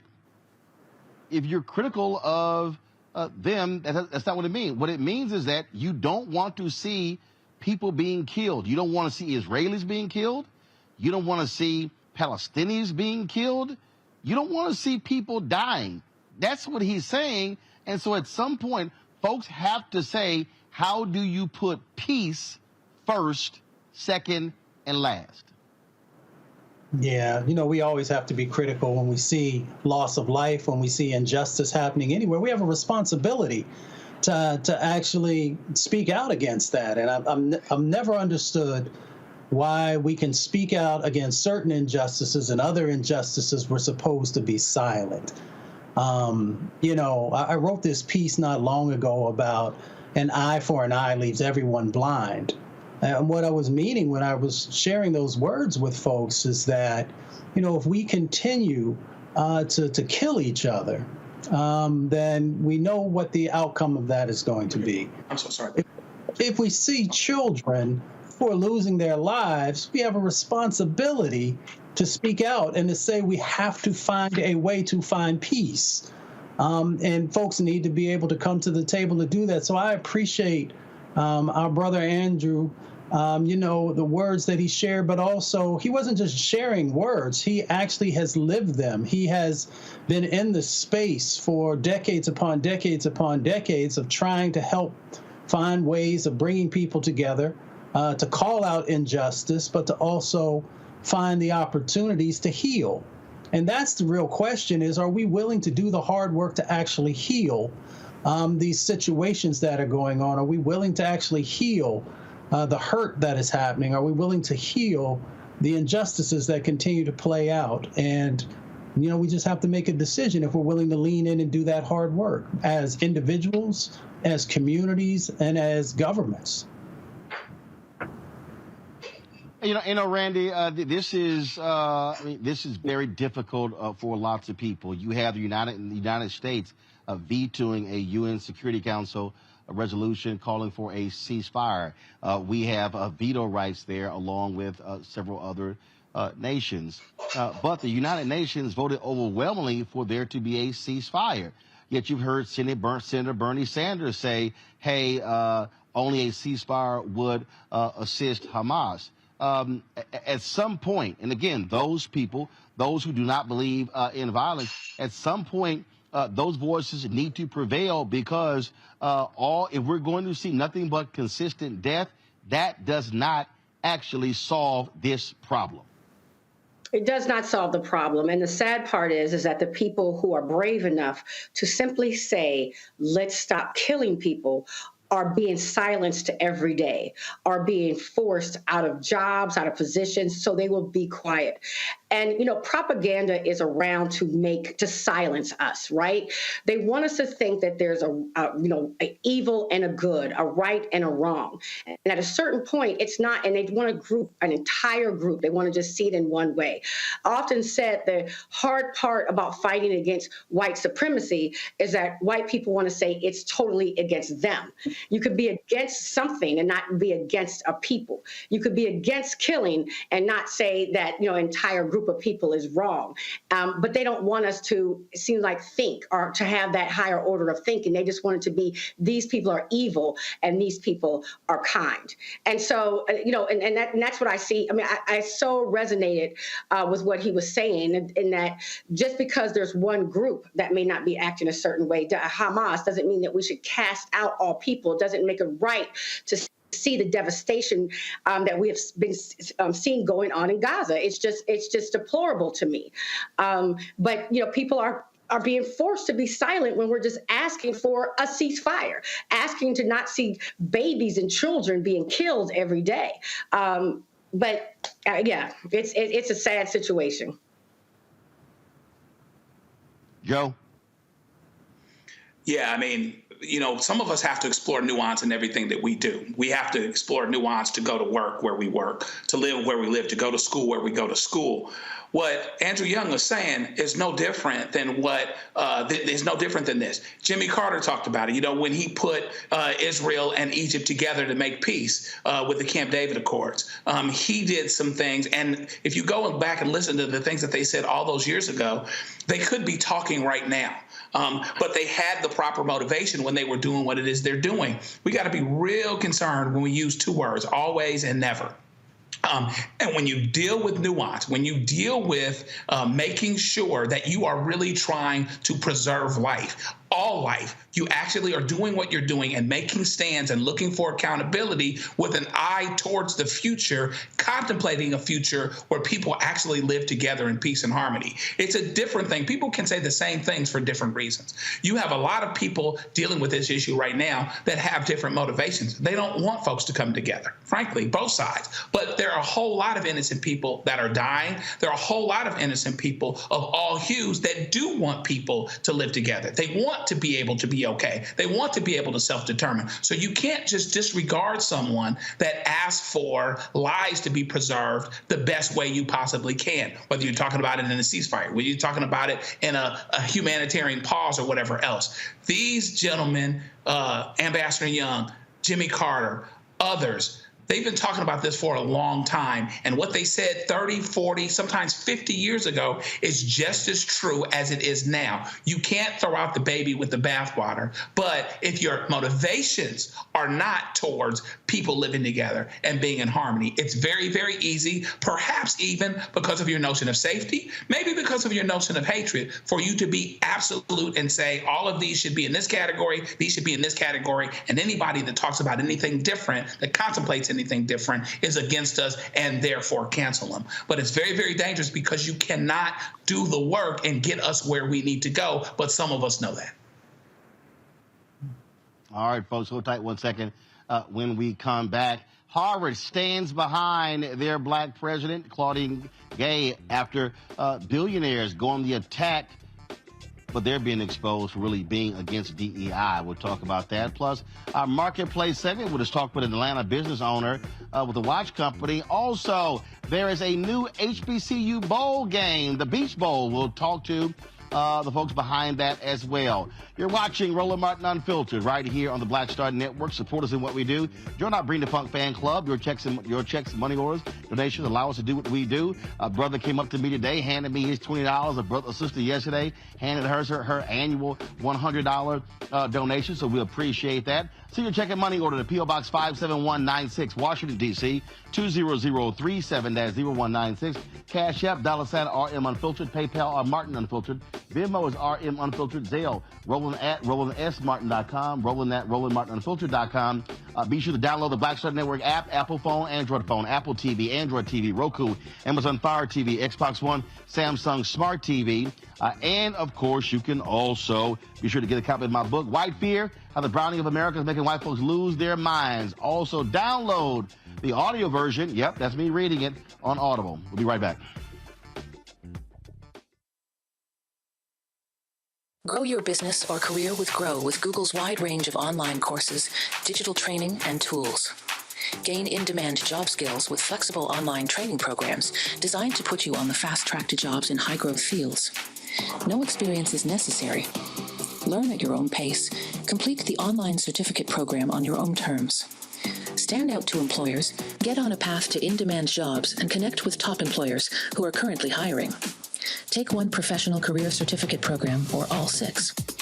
Earn a Google Career Certificate to prepare for a job in a high-growth field like data analytics, project management, UX design, cybersecurity, and more. All professional career certificate programs must be completed by December 31st, 2024. Scan the QR code to complete the application. There are 1,000 scholarships available. Grow with Google and J. Hood and Associates. Be job ready and qualify for in-demand jobs.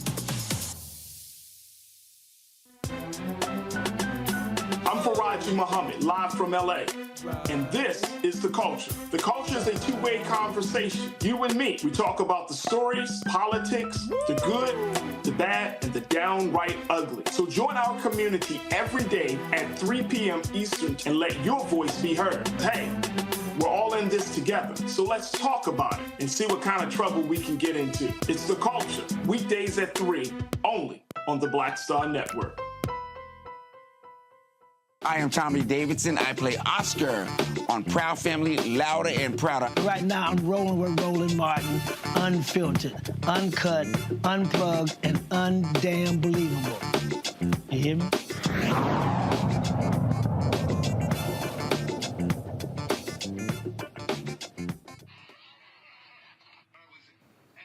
Well, folks, the president of Harvard University, Claudine Gay, she has survived an effort to oust her. The Harvard board voted today unanimously to keep her on as president. Of course, there has been a huge outcry after she testified along with the president of Penn last week before a Republican-led committee regarding anti-Semitism on campus.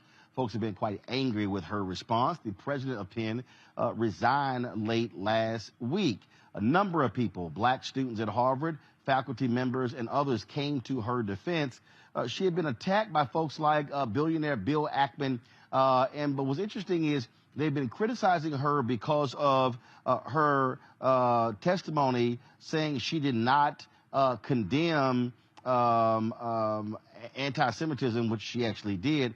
But what's interesting, Randy, how the folk like Ackman and others started bringing up, calling her, oh, she only got hired because of her race, and then now slamming DEI, critical race theory. I think it became very clear exactly why they were doing so, Randy. And let's just be perfectly honest here. These people don't actually care about it. And when you are a white man and you immediately run to, oh, she must have hired because she's black, it's interesting. They never say anything about these white men who get hired as if all of them are just brilliant.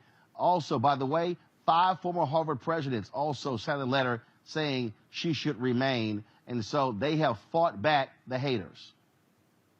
As soon as I saw when the sister got appointed to Harvard, which is, this old elite white institution, I prayed. I prayed because I knew, I was like, she is going to get it.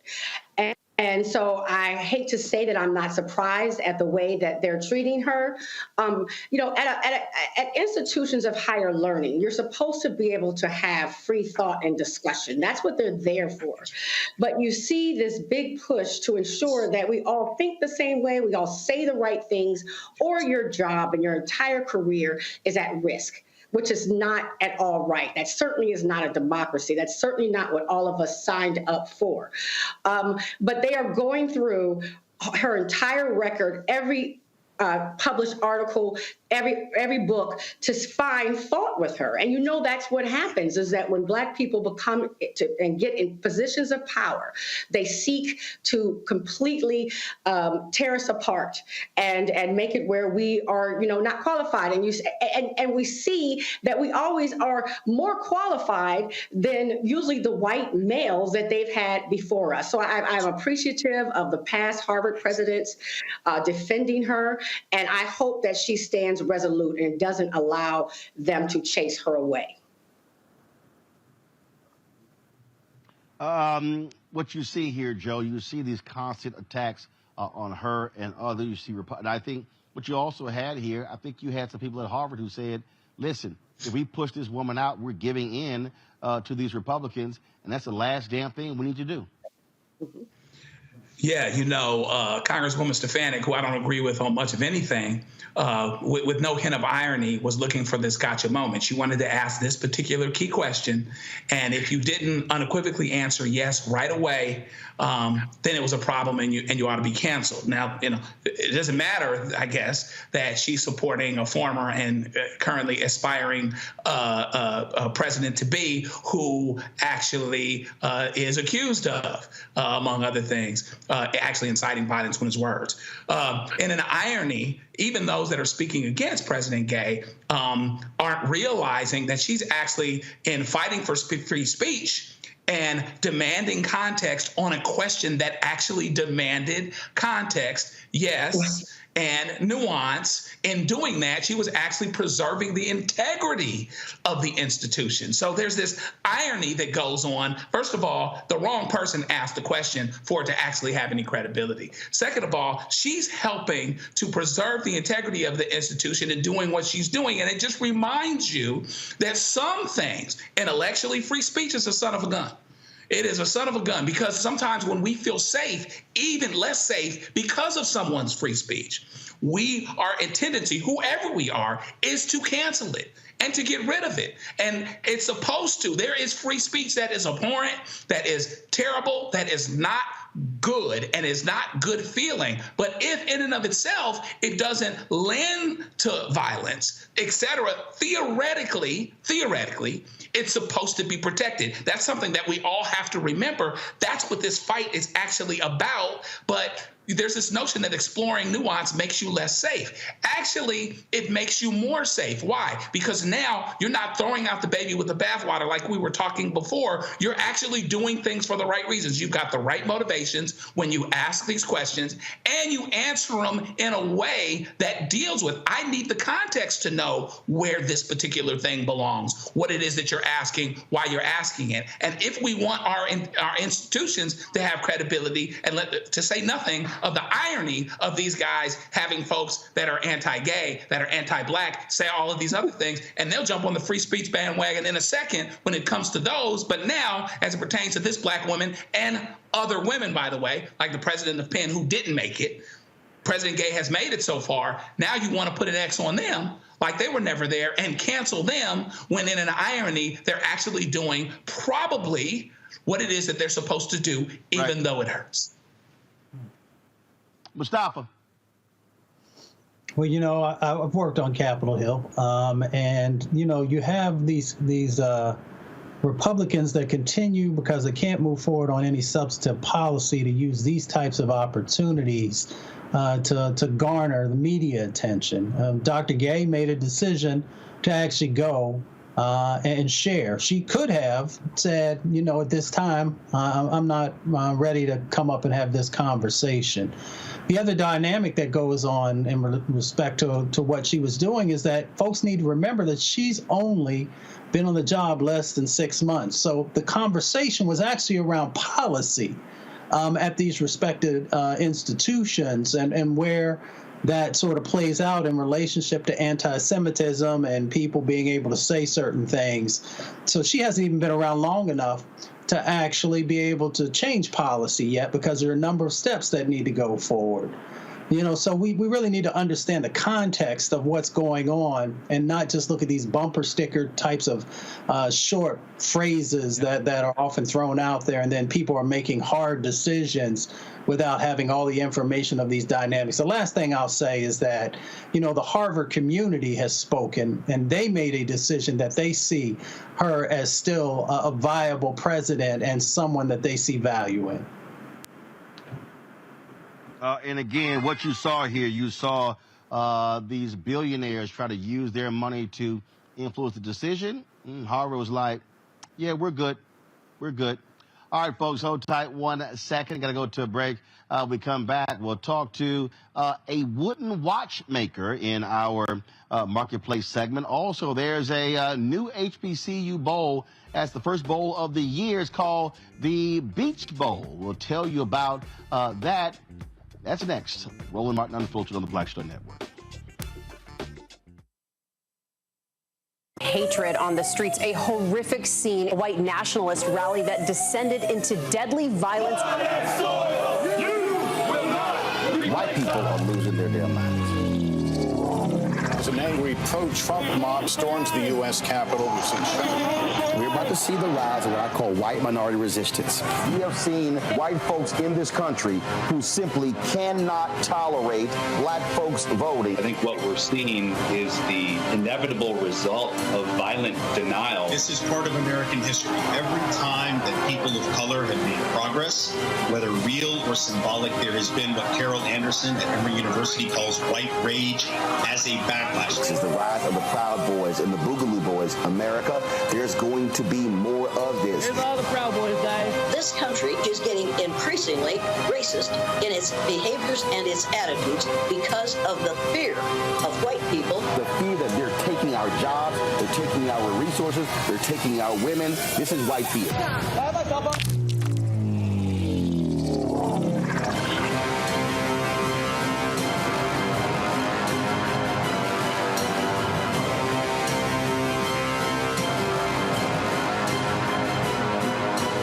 Talk about blackness and what happens in black culture. We're about covering these things that matter to us, speaking to our issues and concerns. This is a genuine people-powered movement. There's a lot of stuff that we're not getting. You get it, and you spread the word. We wish to plead our own cause. Too long have others spoken for us. We cannot tell our own story if we can't pay for it. This is about covering us. Invest in black-owned media. Your dollars matter. We don't have to keep asking them to cover our stuff. So please support us in what we do, folks. We want to hit 2,000 people, $50 this month, raise $100,000. We're behind 100,000, so we want to hit that. Y'all money makes this possible. Take some money orders. Go to P.O. Box 57196, Washington, D.C. 20037-0196. The Cash App is $RM Unfiltered. PayPal is R Martin Unfiltered. Venmo is RM Unfiltered. Zelle is Roland at RolandSMartin.com. Me, Sherry Shepard, and you know what you're watching, Roland Martin Unfiltered.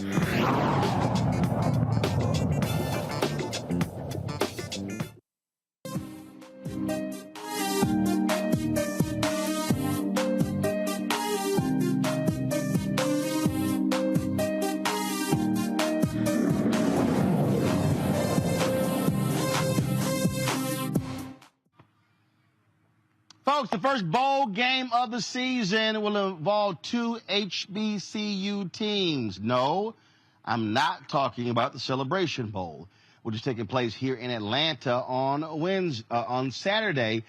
Tomorrow, folks, the game is called the Inaugural Florida Beach Bowl. It will be Johnson C. Smith Golden Bulls versus the Fort Valley State University Wildcats, taking place in Fort Lauderdale.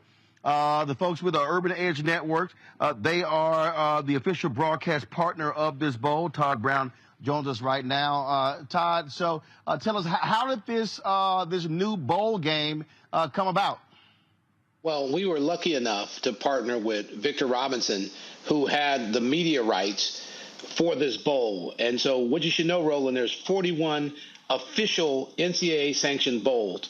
And this is the first ever HBCU sanctioned bowl where we are having the HBCU kids participate in what we see majority schools participating in, celebrating the end of their seasons, and participating in the monetary opportunities that are presented by the bowls. That's two teams meeting in great locations from amazing conferences, celebrating their year, their fan base, and participating and being rewarded, frankly, by a bunch of brands that support all these bowls.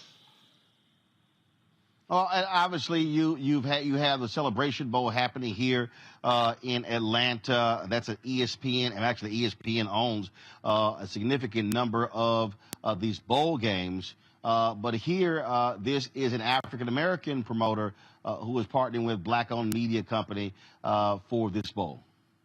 Yeah, and so you know the word bowl, again, the Celebration Bowl is a celebration of the conference championship for the SWAC conference. This bowl is a celebration between the CIAA and the SIAC, and this is an official, and again, we use the word inaugural, Celebration Bowls every year, an inaugural first ever NCAA sanctioned bowl, which is presented by a Black promoter, but delivered by a great city in Florida, amplifying the bowl season and frankly, welcoming HBCUs into the legitimacy of the bowl season.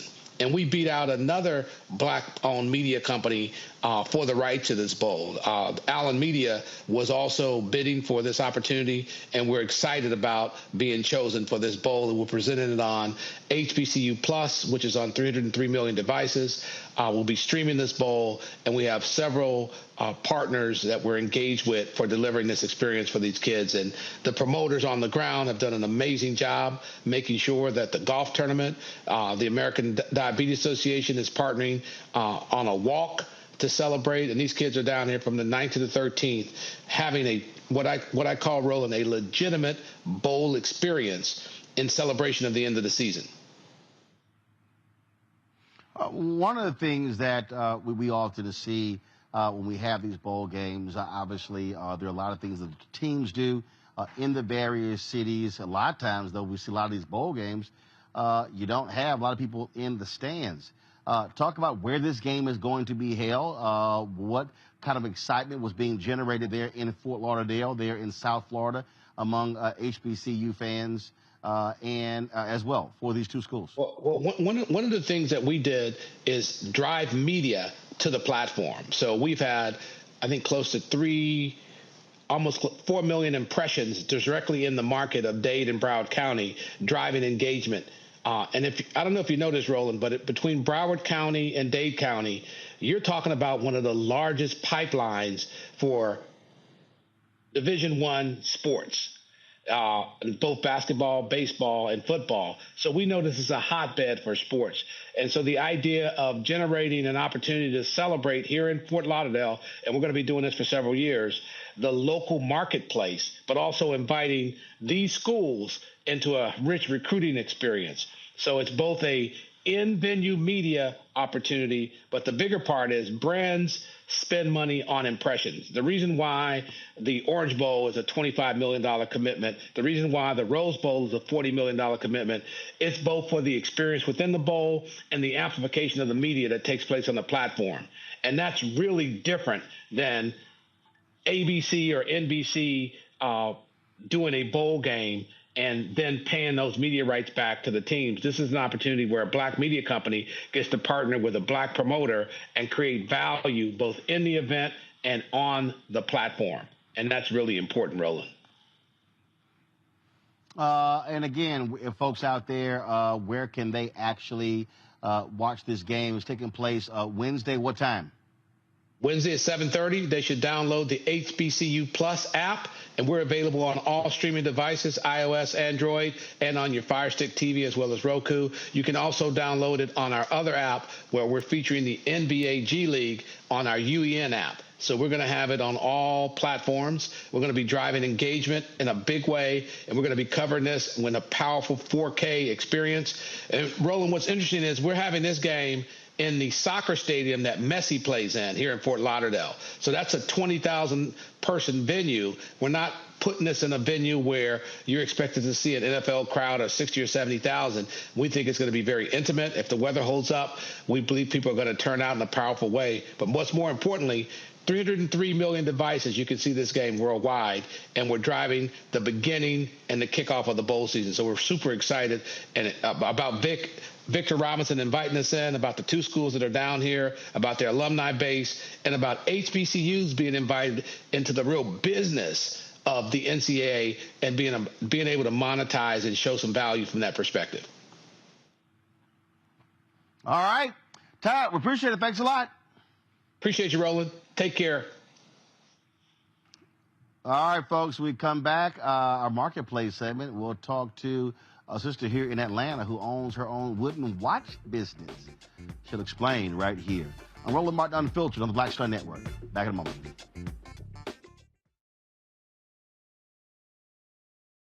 With Google's wide range of online courses, digital training, and tools. Gain in-demand job skills with flexible online training programs designed to put you on the fast track to jobs in high-growth fields. No experience is necessary. Learn at your own pace. Complete the online certificate program on your own terms. Stand out to employers, get on a path to in-demand jobs, and connect with top employers who are currently hiring. Take one professional career certificate program or all 6. Earn a Google Career Certificate to prepare for a job in a high-growth field like data analytics, project management, UX design, cybersecurity, and more. All professional career certificate programs must be completed by December 31st, 2024. Scan the QR code to complete the application. There are 1,000 scholarships available. Grow with Google and J. Hood and Associates. Be job ready and qualify for in-demand jobs.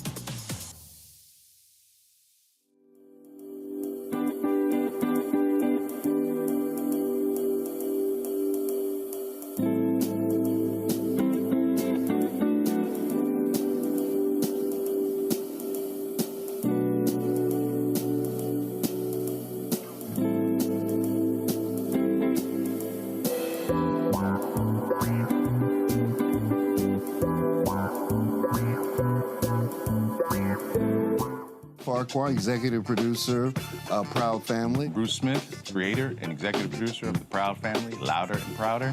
And you're watching Roland Martin Unfiltered.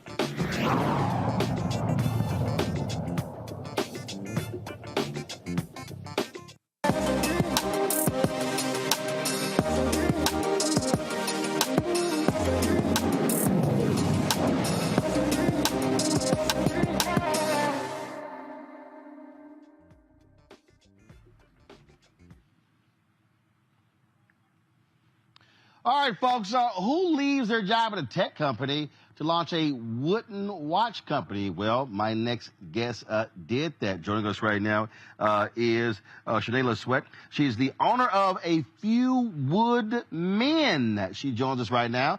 So where did the name come from?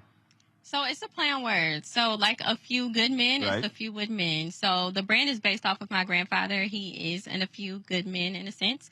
But also every one of our watches has a wooden element. So to that point, we named the brand A Few Wood Men based off of A Few Good Men. All right. So you were working in a tech company, and then all of a sudden you got tired of it, or did you have a passion for watches? So I have a passion for entrepreneurship. I actually left Microsoft to basically continuously grow this brand.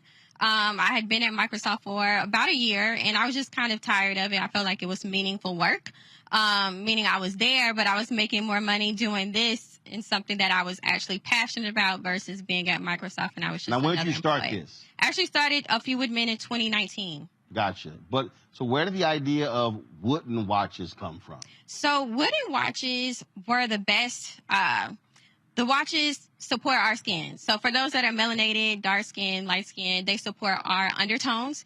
And so for me, my grandpa is tall, dark, and handsome. So I wanted something to match his swag exactly.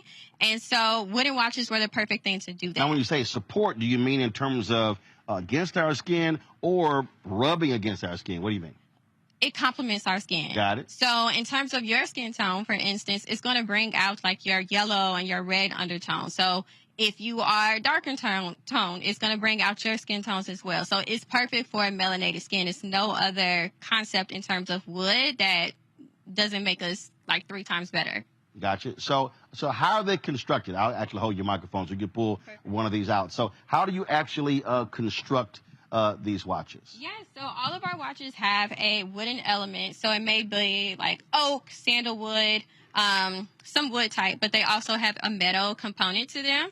So for us, we actually wanted both, meaning we wanted the uniqueness of the wood, but we also wanted the durability of like a metal. Mm-hmm. So when we constructed our timepieces, we had 2 different vendors kind of merge what they did in one. So you can see even with my timepiece on, they all have like the wooden inlays, but then they have the wooden elements. If you purchase like a men's watch, it's going to have even more weight. So think of like a Rolly or Swiss or whatever it may be. Mm-hmm. It's going to have even more weight because obviously men tend to like more durability, right? You want something you can hold, something in your pocket. So this is a mix of metal and wood. Yes, it is. Okay.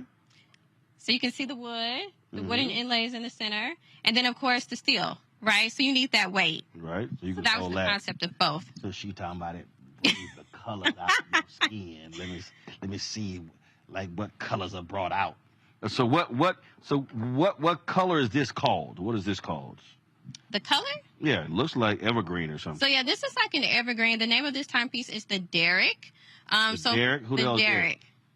Everybody's inspired by somebody. Who the hell is Derrick? So Derrick is somebody I went to high school with. Okay, I'm just checking. So they all have a story. I'm just checking to see who Derrick is. Derrick ain't nobody important. I'm just checking. You obviously named a watch after Derrick, so he kind of got to be important. All right. Maybe. Not in this moment. I ain't named Derrick, you did. What's this watch called? This is the Ashley. The Ashley. Yes. Who Ashley? So Ashley is one of my closest friends. Okay. So yeah, Ashley, they all have a story to tell. This is one of my favorites. I think it's like a casual timepiece, but it can be worn for like nice events as well. Yeah, match the kente. Yes. I got you. Cool. So where are these made? So they're actually made here. Our warehouse I just left, we're out of Ecom Spaces off of 600 Bronner Brothers Street. So there we engrave, we assemble our watches, and then we purchase from different vendors by putting the pieces together. How many employees do you have? So I have a team of contractors. I'm actually the only employee at this moment. Yeah, but including the contractors. Yeah, but it may be about 7 of us. Okay. Mm-hmm. All right. And so each piece is being made. So how many? So let's say in a week, how many pieces is your team making? Yeah. So typically we ship or fulfill about 100 orders per week. It just depends. We're in the peak season, right? So we are on the cusp of like Christmas coming off of Black Friday. So in a month, we might go anywhere from 600 to 1,000 pieces. Maybe on a slower month, it might be like 300 to 400. Got it. All right, cool. So let's have questions from our panel. So let's see here. I'm going to start first with, I left my speaker. So I'm going to start with questions. Let's see here. Let's see who probably would wear probably Mustafa. I know, you go ahead because you got the hat and everything. So I'll go ahead and start my Alpha brother. What's your question? Yeah, well, first of all, congratulations. The pieces look really amazing. I'm curious. When we take a look across the country, do we see that more people are actually utilizing timepieces? Or is that something that's been more antiquated? Yeah, so timepieces are still in. The question was, have I seen a decrease? Like I'm good. Just answer. Okay. Go about it. So timepieces are not going anywhere. So they are an asset, meaning if you purchase, they keep their value in most cases. They don't decrease in value. So I haven't seen anything where people are not purchasing. They also feel invested into our products. When I say they, I mean our customers, because of the storytelling and because of the stories that are associated with them. You're not only associating in like the product of just a timepiece, you're also, telling your story and celebrating that person through the gifting. Cool. Randy. I just love that you're using wood. Does that mean that you have to maintain the watch any differently? I mean, is it waterproof or anything like that? Yeah, that's a really good question. So you do have to maintain the wood a little bit differently because it can dry out. So for instance, you don't want to be in large bodies of water. You don't want to be in rain. You don't want to do anything that may fracture the wood. So when we say you don't want to be in rain, so meaning, so if you're obviously got an umbrella, yeah, you're fine. You'll be fine. But so if you sit out in the middle of the damn rain, put your watch in your pocket. Please. Because what will happen is it'll dry out. And so in most cases, our skin is already a bit lubricated on the first level. So it will come back and it can get its luster. But it is wood. So like, for instance, a wooden table is going to dry out if you put water on it, right? So you have to do certain things to bring that luster back. Maybe put in like essential oil or some type of oil on it to kind of bring it back for wood's sake. Okay. Joe. Congratulations. This is a great venture that you're doing. I'm wondering, do you recommend, for those of us that are working on our style, sometimes I wear this watch. I've had this watch for 15 years and it matches everything. So do you think that this is a watch, because some of them are unique colors, right? That this can be one of several watches that we can have, maybe several from your collection that allow us to wear something, to always match with our watch, or have a watch that matches? Or do you think there are one or two of them that pretty much go with everything? So we have a good assortment of watches. We also have watch connoisseurs for the brand. So it's several of our customers that have almost every single watch. What we're moving towards and what we've started to do in 2023 and 2024 is we are customizing more watches. So, for instance, we have like Divine 9 inspired watches. Happy Founders Day, by the way. So for us, we've had requests to have customized timepieces that really, really suit certain organizations or associations. But to kind of simplify that same answer, we do have timepieces that are for every day, such as like, I think the Derrick you can wear casual and black tie events. And then we have some that are a little bit more specific in color, such as like our Montez or our Chadwick that are a little bit more eclectic and they kind of stand out. You wouldn't want Montez and Chadwick? Montez. Who Montez? Montez is my brother. All right, Chadwick? Bozeman. Okay, I figured that. Yes. I was wondering so about like that those too. two timepieces, they stand out, and those are something that you wouldn't want to wear every single day. Maybe on a very specific occasion, maybe a birthday, something like that, but you wouldn't want to wear it every day. All right, cool. Gotcha. All right, so where can folks get these watches? Yes, so we are A Few Wood Men across platforms. So afewwoodmen.com, that is our website. afewwoodmen_ on Instagram, fewwoodmen on Facebook. So any type of social media platform, you can pretty much find us, afewwoodmen.com. And again, folks, you can use the discount code Roland15. That's ROLAND 15. So use that discount code for a Few Wood Men watches. And so check it out. These are pretty cool and fashionable. And so it's a little different if you're looking for that. And so a lot of y'all out there buying watches. And so if you're doing so, be sure to support a Black-owned company in doing so. So we certainly appreciate it. Thanks a bunch. Good luck with the business. Thank you so much. All right, folks, that is it for us. Let me thank the folks with Operation Hope, John Hope Bryan, for hosting us again here at Global Hope Forum in Atlanta. We will be restreaming the entire conference. It started on Sunday night, and of course, Monday, then half day Tuesday. So we're going to be restreaming that. If you missed anything, simply go to the Black Star Network app or go to our YouTube channel as well. Let me thank Joe. Let me thank Mustafa. Let me thank Randy for being on our panel today. Thank you so very much. Folks, I'm going to be back in the studio tomorrow. So, again, if you missed any of the content, go check it out. So lots of great discussions with some fabulous people. And so you don't want to miss that. Tomorrow we're going to have some additional interviews from the head of the U.S. Census Bureau. Also, a sister who works for Airbnb. We'll have those interviews tomorrow when I'm back in the studio in the nation's capital, Washington, D.C. All right, don't forget, folks, this is the kind of stuff that you're not going to get this anywhere else. There's no other, and I can tell you this right now. You can look at all of the Black media outlets out there and take your pick. You can go to Essence, you can go to Black Enterprise, you can go to Ebony, you can go to News, you can go to Urban One, you can go to Blavity, you can go to the Griot. You do not see them doing segments like we do every single Tuesday featuring black-owned businesses. You don't see what we do with our Tech Talk segments as well. You don't see, look, we have a 2-hour show. This show is 2 hours. Roger Muhammad's show is 2 hours. We got multiple shows that are weekly shows as well. And so some fabulous content. That's what you get when you support the Black Star Network. So please do so. Again, our goal is to get our fan base to support us in what we do. Your dollars make it possible for us to continue to grow and build. And so please do so by joining our Bring the Funk fan club. You can see your chicken money ordered to P.O. Box 57196, Washington, D.C. 20037-0196. Cash App is $RM Unfiltered. PayPal are Martin Unfiltered. Venmo is RM Unfiltered. Zelle, Roland at RolandSMartin.com. Roland at RolandMartinUnfiltered.com. And remember, download the Black Star Network app, Apple phone, Android phone, Apple TV, Android TV, Roku, Amazon Fire TV, Xbox One, Samsung Smart TV. You can watch our 24-hour, 7-day-a-week streaming channel on Amazon News. Simply go to Amazon Fire. You can check it out. You can also say, Alexa, play news from the Black Star Network, and then you'll begin to hear that audio. Also, we're available on Plex TV.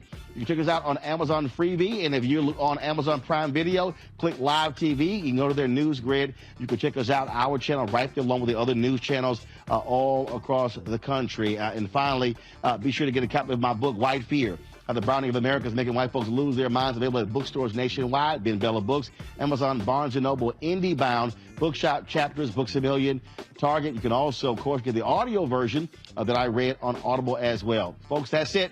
I'll see you tomorrow right here on Roland Martin Unfiltered on the Black Star Network. Holla! Folks, Black Star Network is here. Hold no punches. I'm real revolutionary right now. Support this man, Black Media. He makes sure that our stories are told. Thank you for being the voice of Black America, Roland. Stay black. I love y'all. All momentum we have now, we have to keep this going. The video looks phenomenal. See, this difference between Black Star Network and black-owned media and something like CNN. You can't be black-owned media and be scared. It's time to be smart. Bring your eyeballs home. You dig?